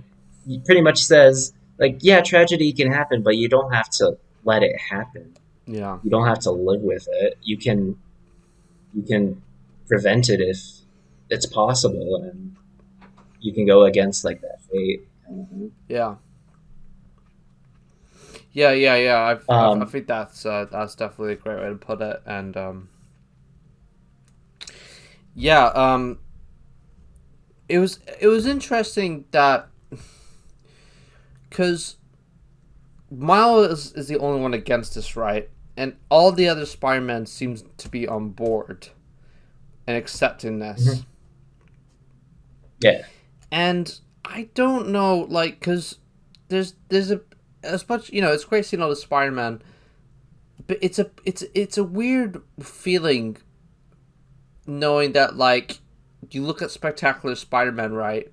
And he has another moment to shine here where he comes out and he even says to Miles, we know it's hard, but it's the truth, Miles.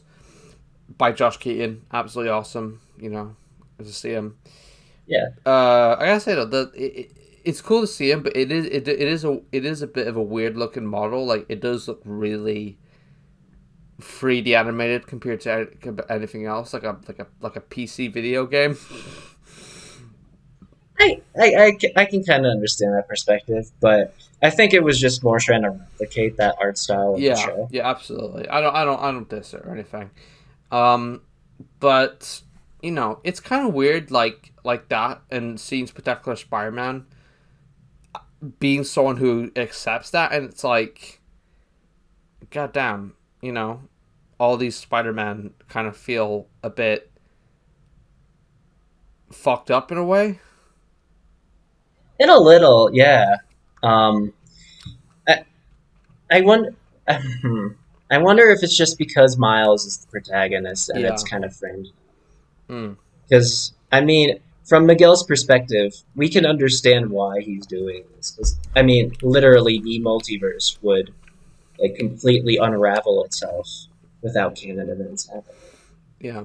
And from everyone else's perspective, they're they are more or less sacrificing their own happiness and themselves for the greater good of the multiverse. Which is what So Spider-Man's all from that about. perspective, yeah. So from that perspective, you can understand it. But of course, because Miles is framed as the protagonist, he believes that it doesn't have to be that way.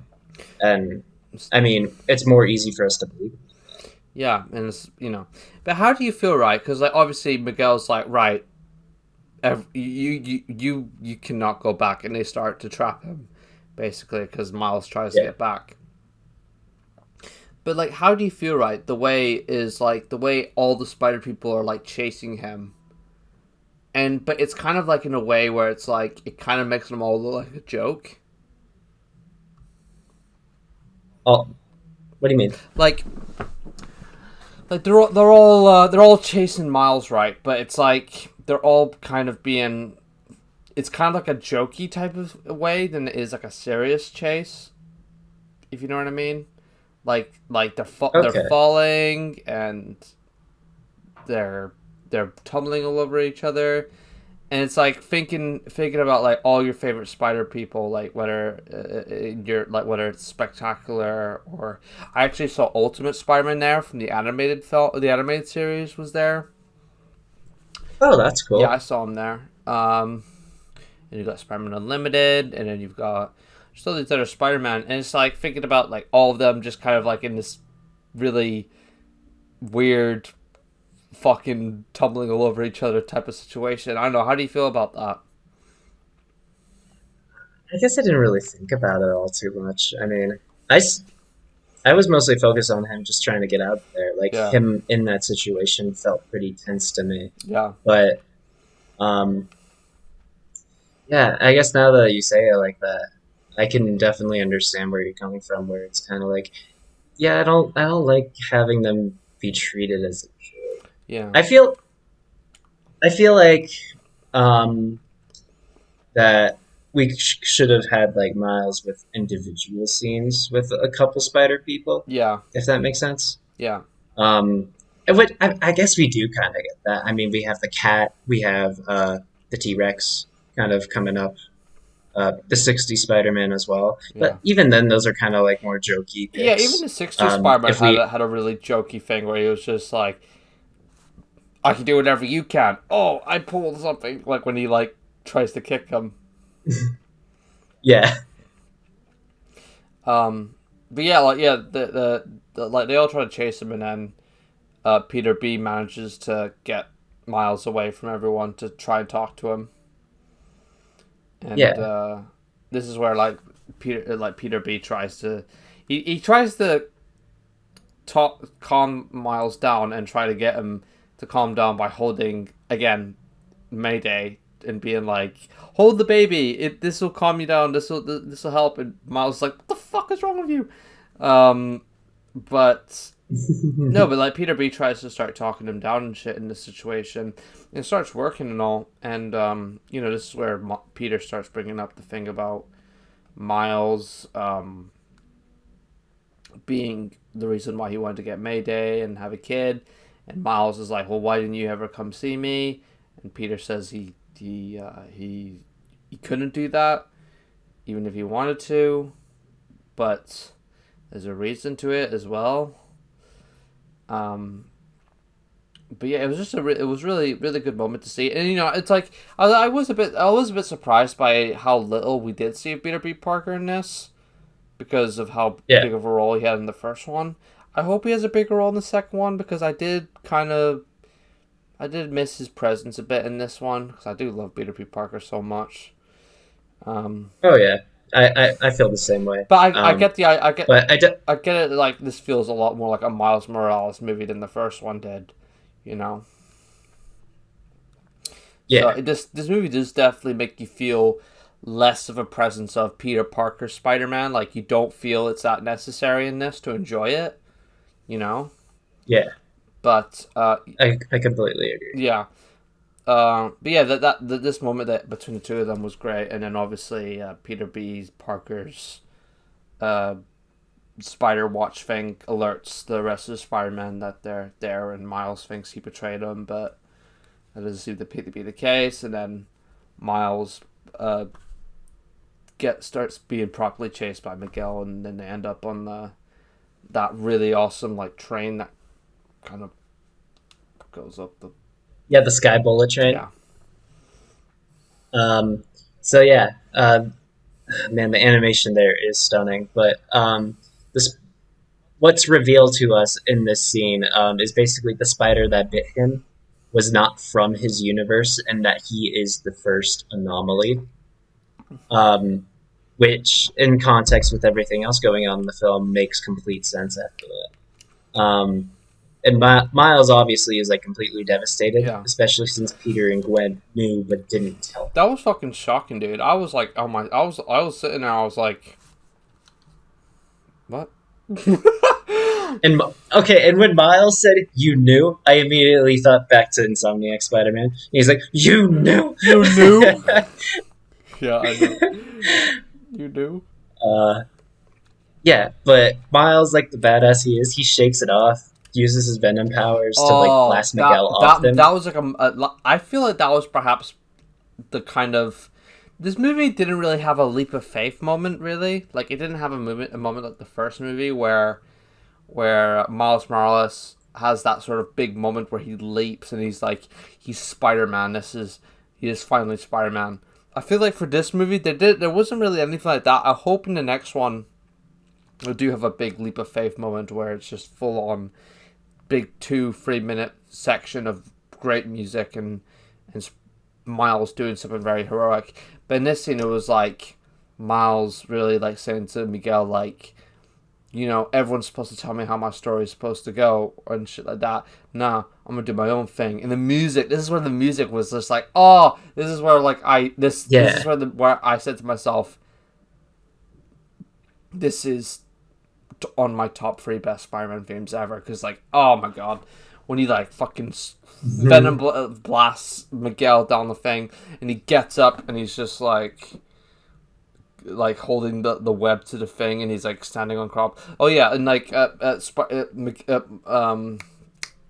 Miles says to Miguel, like Miguel's like, you know, you have no idea what you're doing, and then Miles is like, yeah, but I did lure a bunch of spider people away from your headquarters and shit, and he looked down, and then there's a bunch of Spider-Man dangling down there, and he's just like, oh shit, no hmm one's there to protect the headquarters, and that's where he like shoots him down, and Miles just like standing there, and he's like looking at Gwen, and he's just like, goodbye Gwen, bitch, traitor, and he like drops down. But oh my god, that moment was just so fucking good.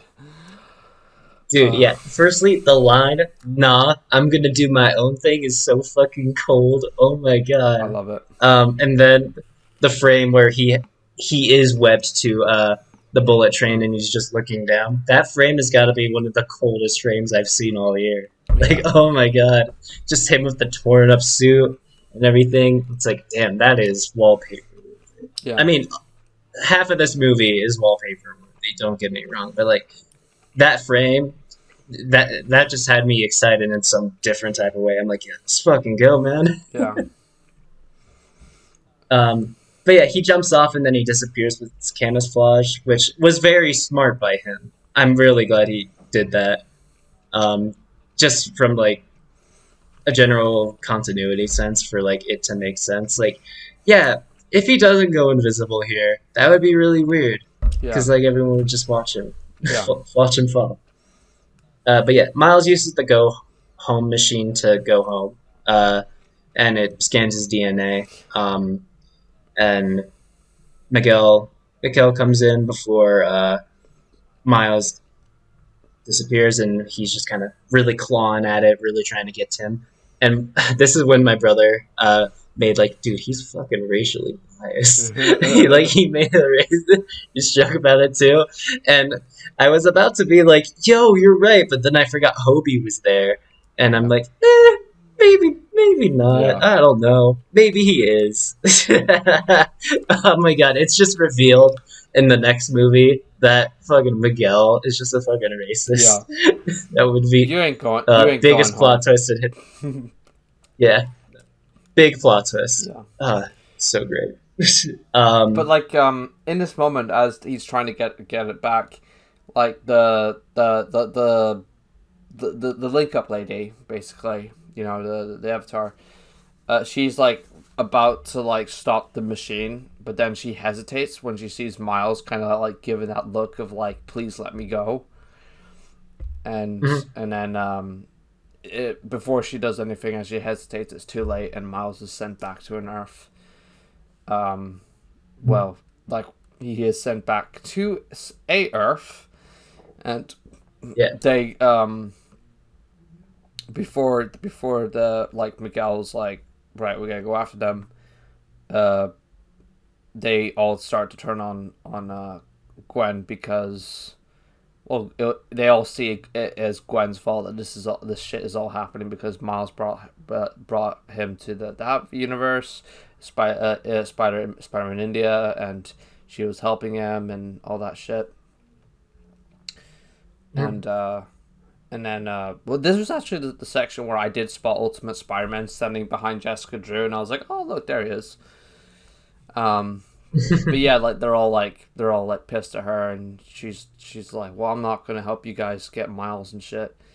And then Miguel's like, yeah, you're not. And then they put her in the go home machine as well, which is what she didn't want. She Yeah. didn't want to happen because she has nothing back at home because of betraying her. Her father. Yeah. Her. Yeah. So you briefly mentioned it with Miles, how he was sent to a Earth. Um, I saw that twist coming pretty easily. Just based off like the blood and everything previously established, but also because on the computer it said Earth 42.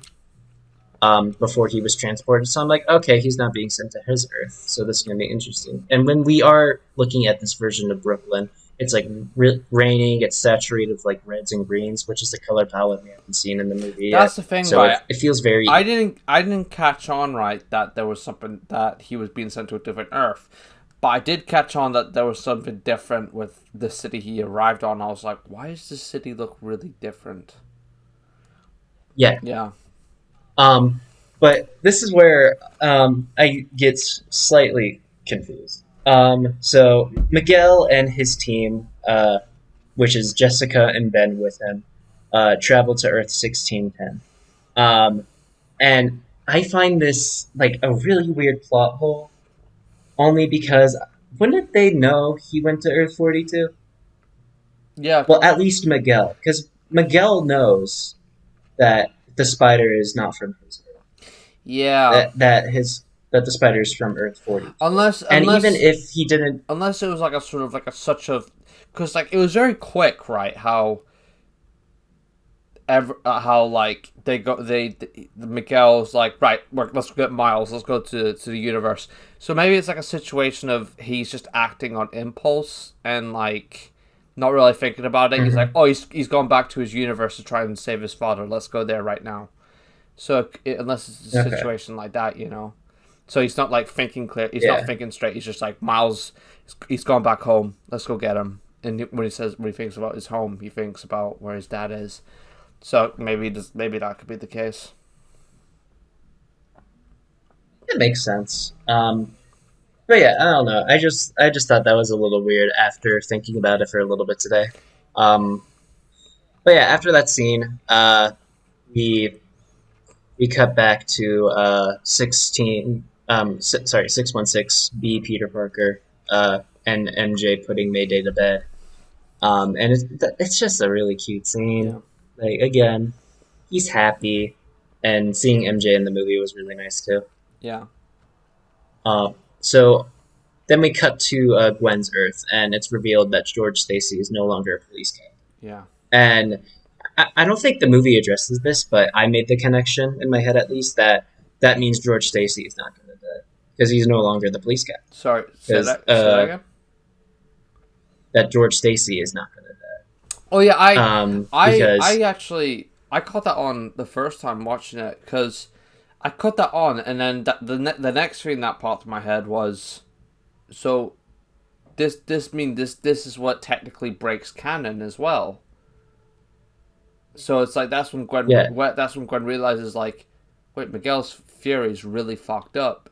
That's not true at all. Mhm. The captain doesn't always die, so there's something wrong here, and also perhaps it wasn't because of it could have been completely something else that universe that Miguel took from the Miguel that died in that universe, and you replace him. It could have been completely something else that fucked it up, but it Yeah. isn't always. It isn't a matter of like the canon event breaking or some shit.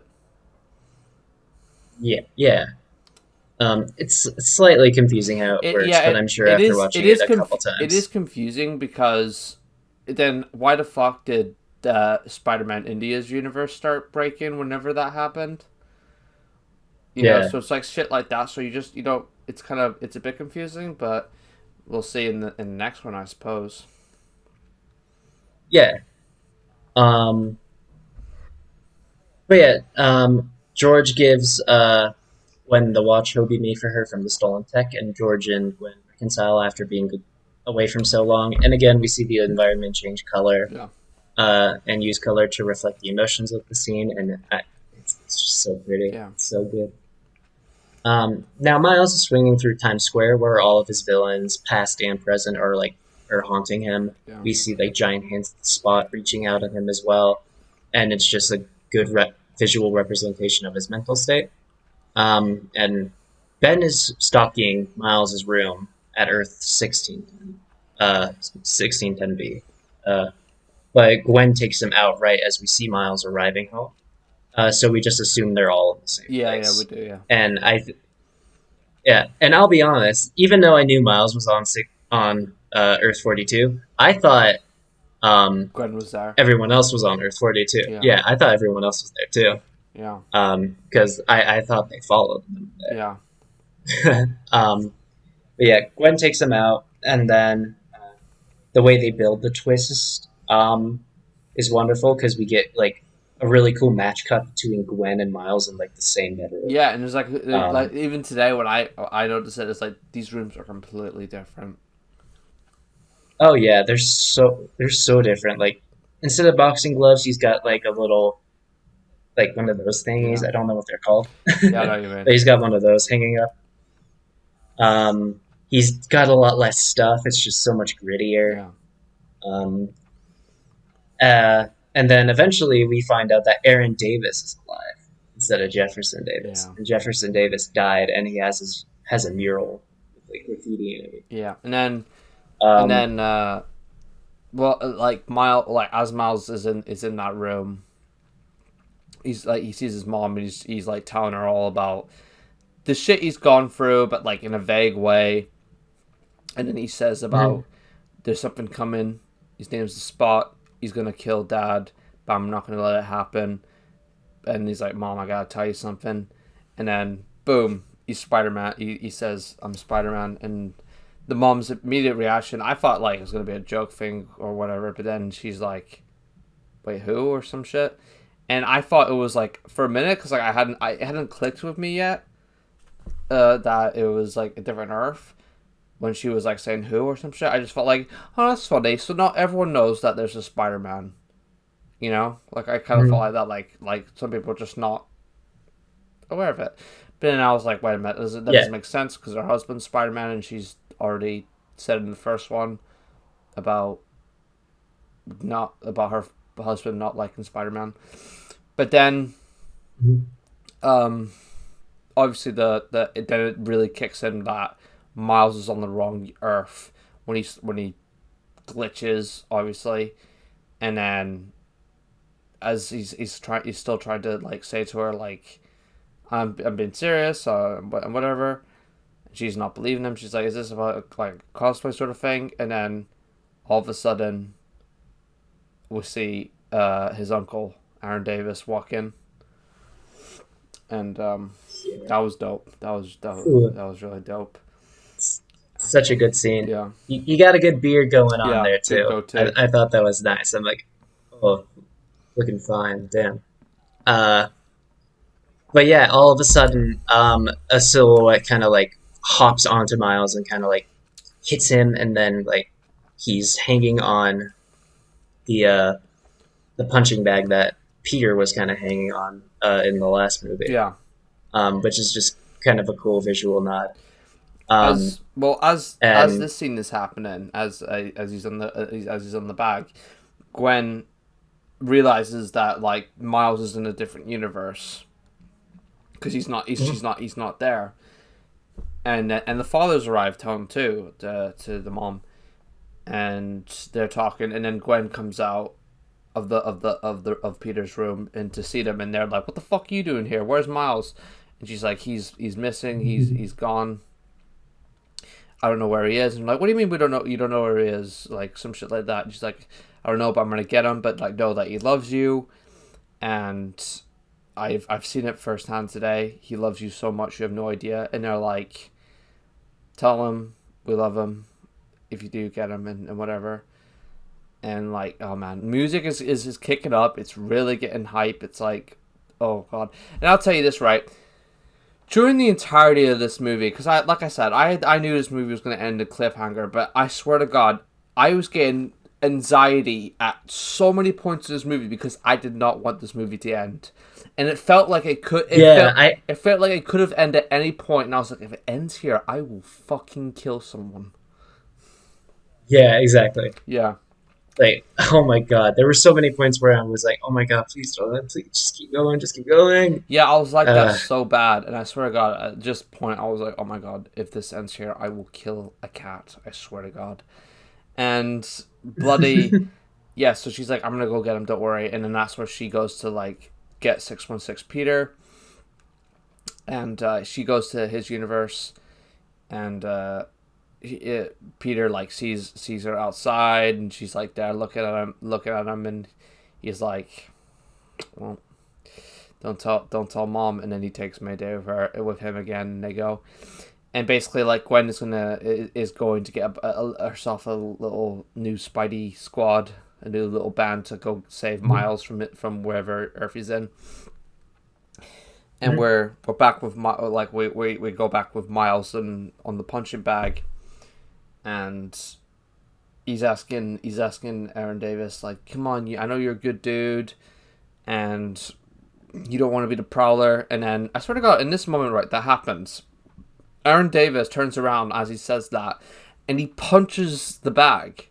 But I swear to God, in that moment, I was like, did he just fucking kill Miles? Like, what the hell?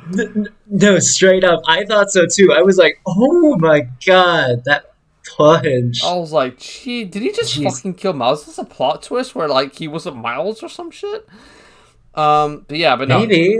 I was like, Who knows? I was like, oh my God. But yeah, but then he punches it, and I was like, okay, wow, alright. And he says, I'm not the Prowler. And to be honest, I saw this plot twist come in quite quickly. Once I saw that he was on a different Earth, I was like, okay, I can see this happening.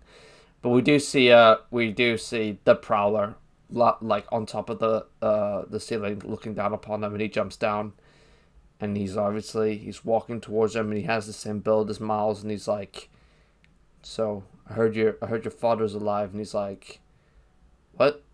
And he's like, your father, you said he's alive, and he's like, yeah. And then he was like, who are you? And then the things come off, and the dreadlocks drops, and he's like, I'm Miles Morales, and it's his variant. Yeah. He's completely like, yeah. he's like literally like Miles Morales from 1610 is like, don't worry, I'll have your daughter home by 8 o'clock, sir. And this Miles is like, he calls me fucking daddy now, bitch. Oh god, yeah. Miles' design for Earth 42 is really good. I like his design so much. I'm Miles Morales, motherfucker. No, for real. I saw the twist coming too, but I still felt like it was done really well. Oh, it was done really good, and I was like, oh my god, this is good. And this sort of music was like, it was like getting really building up. And then fucking uh, Miles explains to him, he's like, listen, you gotta let me go. Our father's about to die. And he's like, your father is gonna die. And he's like, please, you gotta let me go. And then he puts his hand on it right next to him, and he's like, no, why would I do that? And then it's kind of like freeze there, and there's like, this is the moment where like things are just fucking, oh my god, this is where my anxiety was just going insane, and the music was going hype, and I was like, oh my god, don't you fucking end. And like it goes Mm-hmm. back to Gwen, and she has like all the Spider Squad with her to go save Miles. And we see like Spider-Man Noir, which is great. So that tells us Nicolas Cage is going to come back in the next one. We basically get all the hitters we had in the last movie, along with the new ones we got here with Spider-Punk and Spider-Man India.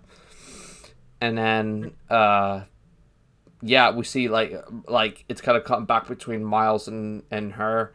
And Miles is like, you see him like starting to like flick the metal to get his charge running, that he's about to escape. Yeah. And then as she's about to jump into that wormhole to get him, cut to black, to be continued. And I am Dude. I am floored. I am like, oh. Dude, I was like so blown away with that ending. Oh my Oh god. my god, the music was just so, oh fucking hell. Yeah. That movie is such an It was experience. a roller And coaster, dude. I am yeah, I'm so glad I got to see it opening night. It Yeah. was it was so much fun. And it was glad it was good because I was able to avoid every spoiler possible. Yeah. The Um, um because a lot of people are posting it yeah, like now. spoilers No, really very early. quickly, yeah. Oh yeah. Um do you think Dreadlocks Miles is going to be a villain in the next one? Or can you see it being a situation where he starts helping Miles, like he's gonna help Miles save his dad? Or it could be a situation where he purposely tries to stop Miles to save his dad because he wants his dad to be his dad. I'll be honest, I don't know. It's hard, isn't it? Because Just I got the impression where he was like, at the very end of this, he's like, "Why the fuck would I let you go when he's alive so I can go get him?" You know what I mean? I got that impression a little bit. yeah, okay. So I don't Um, know. It's interesting. yeah, I don't know either. I didn't really think about it. I feel like it might be a situation where he does like kind of lean towards the good side. Because again, when we take into consideration the previous scenes, Earth 42 Miles was supposed to be Spider. Yeah. Wait, was he? Um, because he was about to be bit Was by he? the Earth 42 I didn't spider. notice that. I actually just noticed the spider there. But yeah. So yeah, Earth 42 Miles was supposed to be Spider-Man because cause that's what we were saying earlier that we didn't want to say because you do see Miles sitting there in the thing.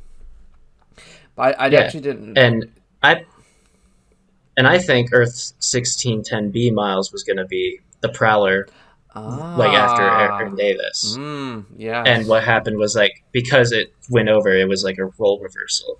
So whatever's going on with like Earth 42 Miles, I feel like he still has good in him in a way, and I feel like that's the angle they're going to go down. I like that. I like that a lot. That makes sense. Thank So you. it's like yeah, Earth 1610B kind of stole his life a bit. Yeah, in a way, Yeah. unintentionally, but yeah. God. I like that a lot. I really do. Um But I guess that could also be motivation for him to like completely just be bad. Because like yeah, yeah. he did steal his life. Like that should be who he is. He should be Spider Man. He should be uh, the one with a dad who's alive. Yeah. He should be the one, you know, saving people. I Yeah. guess Oh. that should be his life, and maybe he's just gonna try to kill Miles to get his life back. And Do I guess that kind of goes into that other theory that you do had, right? yeah, but like do you think right? Do you think they will actually like let Miles have his father die, or do you think he will save him? I I think I think that he will act. What? Oh God, I don't know. Because I feel like I feel Because like they could really like pull a hard one and be like, it's gotta happen. you might be right about that. Because again, it's possible that it definitely, like, truly Or is a canon bruh, event. bruh, what if they do a fucking twister and they're like, no, the dad doesn't die, the mom dies. Oh God, if Rio dies, dude, I would be so Or upset. fuck it, both die. Oh, both Yeah. sides. Yeah, you can't have parents when you're Spider-Man. Yeah. Like, yeah, Uncle Aaron's dead, but you can't have your parents either. Jesus Christ. For real. Yeah, I Uh, mean, I just it's good that this next one is thankfully not even a year away. It's only 10 months. So yeah, thank seriously. God for that, because I was worried that we'd be have to wait another 4 to 5 years. This is good. Yeah, and I'll be honest, I was expecting kind of like a teaser as a post-credit scene. Yeah, but I suppose like a lot of one-parter movies don't do that anymore. They used to, but not now. But That's I'm fair. glad there wasn't really a post credit scene. I don't think I think it stood good without it. Like I was happy enough. I was worried if they did a post credit scene and they would just throw in a joke, and I was like, please don't do that. Please don't. No, no, that's totally fair. Yeah, I agree with you there. I feel like we'll probably see a trailer towards like the end of the year, like maybe around Yeah. October-ish. October at the latest, I Or feel do you like. think they might show something at Comic Con? Oh, when's Comic Con? August, I think, or August. July. It might. Ooh, maybe when Spider-Man sorry, Spider-Man 2 Yeah. releases, like around that time. So maybe September. Yeah. Maybe. So the hype for Spider-Man would be high again, Doubled. Yeah. I think and The then Spider-Man hype is gonna be real high this year. I think it's really just this movie's gonna have rocketed it off throughout the whole summer, and then dude, this is the year for Miles. Like I have to say that. yeah, Like he stars in his own movie, which is absolutely incredible, and it's probably my favorite Spider-Man movie right yeah, now. That might be recency bias. That could change, but as of right now, it's like at the very top. yeah, Um, he's he's co-starring in Spider-Man 2, and it looks like he's gonna have like equal screen time with Peter, which is gonna be yeah. great. Um, and you'll be able to play as both, so that'll be awesome. And then I haven't read the Miles comics, but I hear he's doing fantastic in the Miles comics right now. Yeah, yeah, yeah. He's doing pretty good, and it's good that Miles is getting a lot of this recognition. And he had this video game not long ago, and that was honestly a lot better than I thought it was gonna be story wise.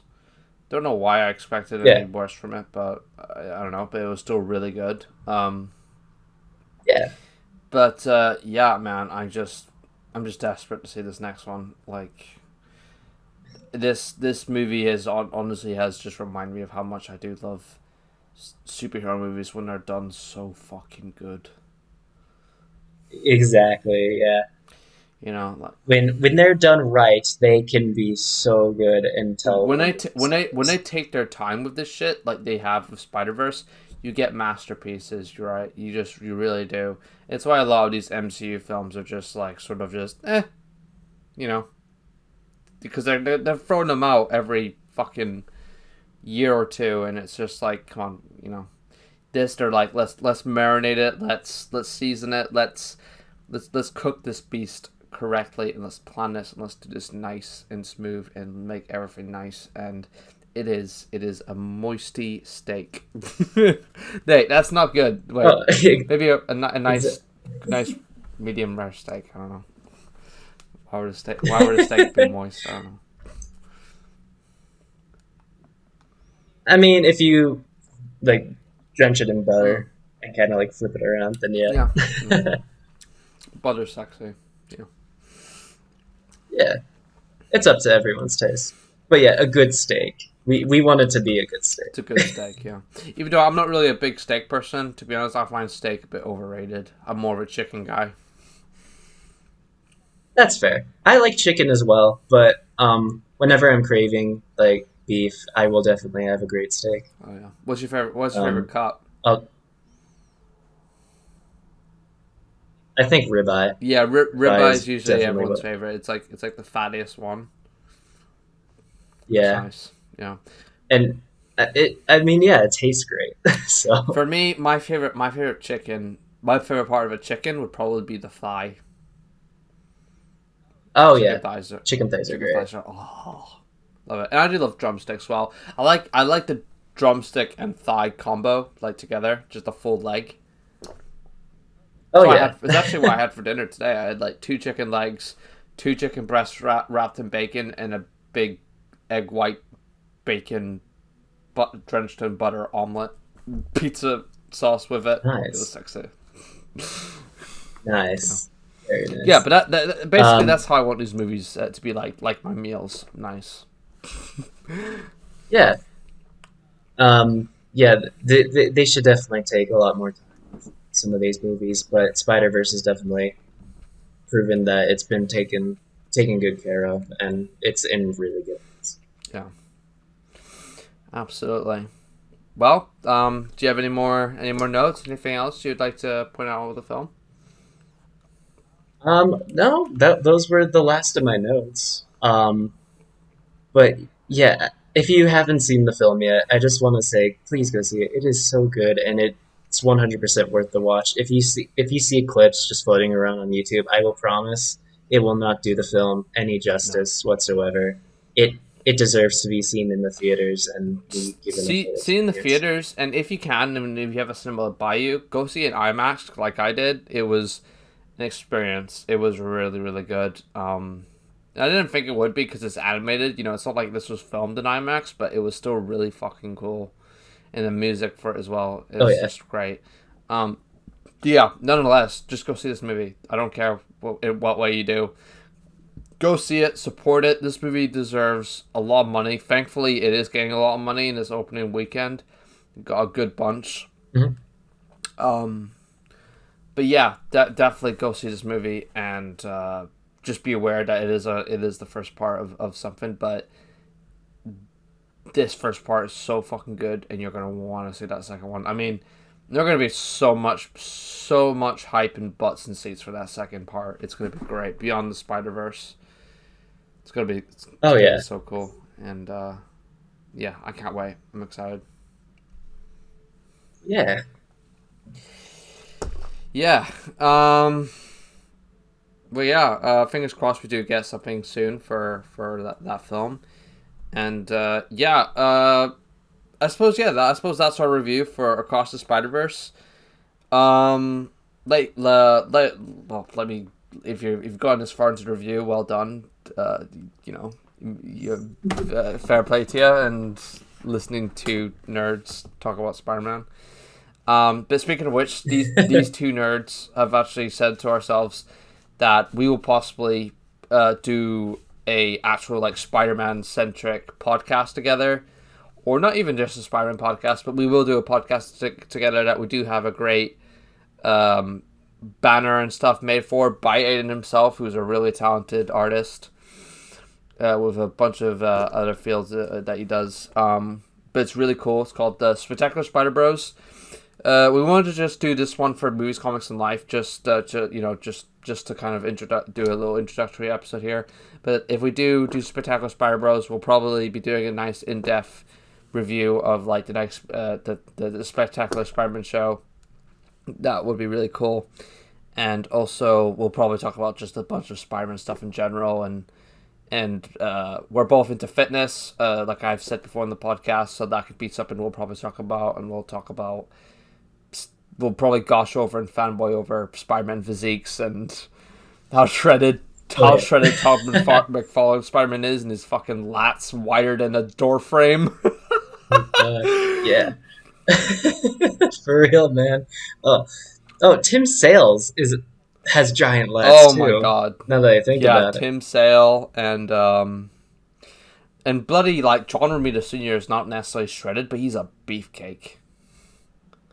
Oh yeah. He's just a beef of a man. He's not even shredded. He's just like, no, sorry, he's beefy. The most beefy Spider-Man you can get is the animated series Spider-Man. He is just like,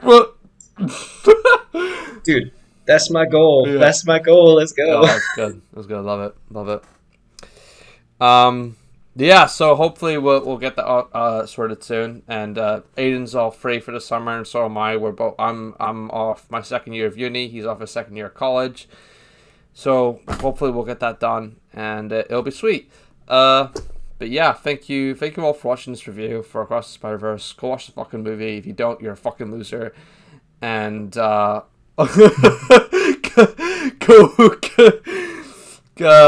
follow Aidan on Instagram and TikTok. I'll leave all the links to his socials. Yeah. Well, thank you, man. Yeah, absolutely. Of course. Get all the people seeing you and how fucking badass you are doing your calisthenics. You know, this dude does calisthenics rather than weightlifting, and you know, you gotta admit, someone who does calisthenics is way more cooler than someone who does weightlifting. You know, I like to do a hybrid between the two. I do like the best of both worlds because I did kind of low key start off with doing a bit of weightlifting but also calisthenics, like push ups and stuff together. But now I do like some days I'll do calisthenics focused stuff and I'll do weightlifting stuff, or some days I'll combine the both. But this dude, he does full on calisthenics and it's badass. Thank you, man. I appreciate that. Absolutely, you know. And also, this dude, this fucker, he gets up at like 3 a.m. to get his workouts in. I mean, Jesus Christ. Yeah. It was leg day, so I got up at 3. Oh my god, dude! If it was leg day, I'd be snoozing that alarm. I'd be like, nope, no. Let's 11 a.m. will be fine today. You know, legs can just be nice and short, about 10 minutes. You need a little more rest. 10 minutes of legs, and then maybe a bit of like walking up the stairs. That'll do me.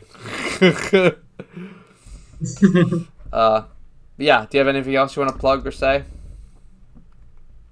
I guess I do kind of want to promote my eventual YouTube channel. Oh right. Let's go. Right now I'm working on Right now I'm working on a motion comic / video essay on Spider-Man Blue. And I have the first 3 issues of the script written out, and I'm currently working on bits of the animation. But the YouTube channel is eventually going to be called Thought Bubbles. Oh. Where I just talk about a lot of fun comic topics and stuff like that. The project I'm doing right now is really ambitious because it's a 6-issue story, but I'm hoping that after that I'll just be doing like some maybe single issues, smaller stories, stuff like that. That'd be about different comic book topics. Yeah. And yeah, it's going to be a lot of fun. I think that'd be awesome. I love video essays on comics or movies in general, and that'd be really awesome to see. So yeah, whenever you do that, I'll definitely make a YouTube post and also on Instagram and all that and Twitter and promote you out there, get everyone to see your shit. Well, not shit, but like see your stuff. You know. Great. My polished Your shit. polished shit, very very refined, like a nice moist steak. There you go. But yeah, that's awesome. You know where to find me. I'll leave my link tree in the description below.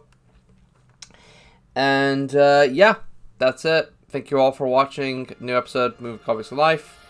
And I guess we'll see you all in the next one. See you in the next Spider-Verse, I guess. Or Across the Spider-Verse. Whatever the fuck. I'll see y'all beyond the Spider-Verse. Got it. Alright. Cheerio, dudes. Mwah. Alright, so I'll bring us in. Alright. I swear to God, I hate doing intros for podcasts. I cringe at myself. God. I cringe at myself. Yeah, I was at the cinema today earlier watching this movie with a Spider-Man mask on. Well, I walked in at least with a Spider-Man mask on. Also, dude, let me say this right. When I went to go see this movie in IMAX, and I went to go see it in my Spider-Man suit, I was the only one there in the Spider-Man suit, and I could not feel any more awkward in my life. You know. Oh man. I mean, it was fine. Like I didn't really care that much, but it was like it was definitely like I think it would probably been a lot better to either do it the weekend or had someone with me.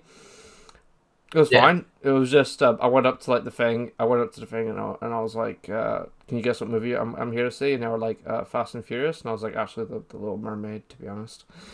But Okay. We have the same sense of humor because me and my brother both walked up. mhm. Obviously, we're both dripped out of our minds, and we were both like, "Yeah, we're seeing Little Mermaid." Yeah, yeah. Is that even meant to be any good? I haven't heard any reviews from it. I have not seen any reviews about it either. Although I heard it's not doing good in the box office right now. Yeah, well, I think Disney can probably cry their hearts out. They've got enough in their bank account, really. For real. Yeah. Okay, what's I saying?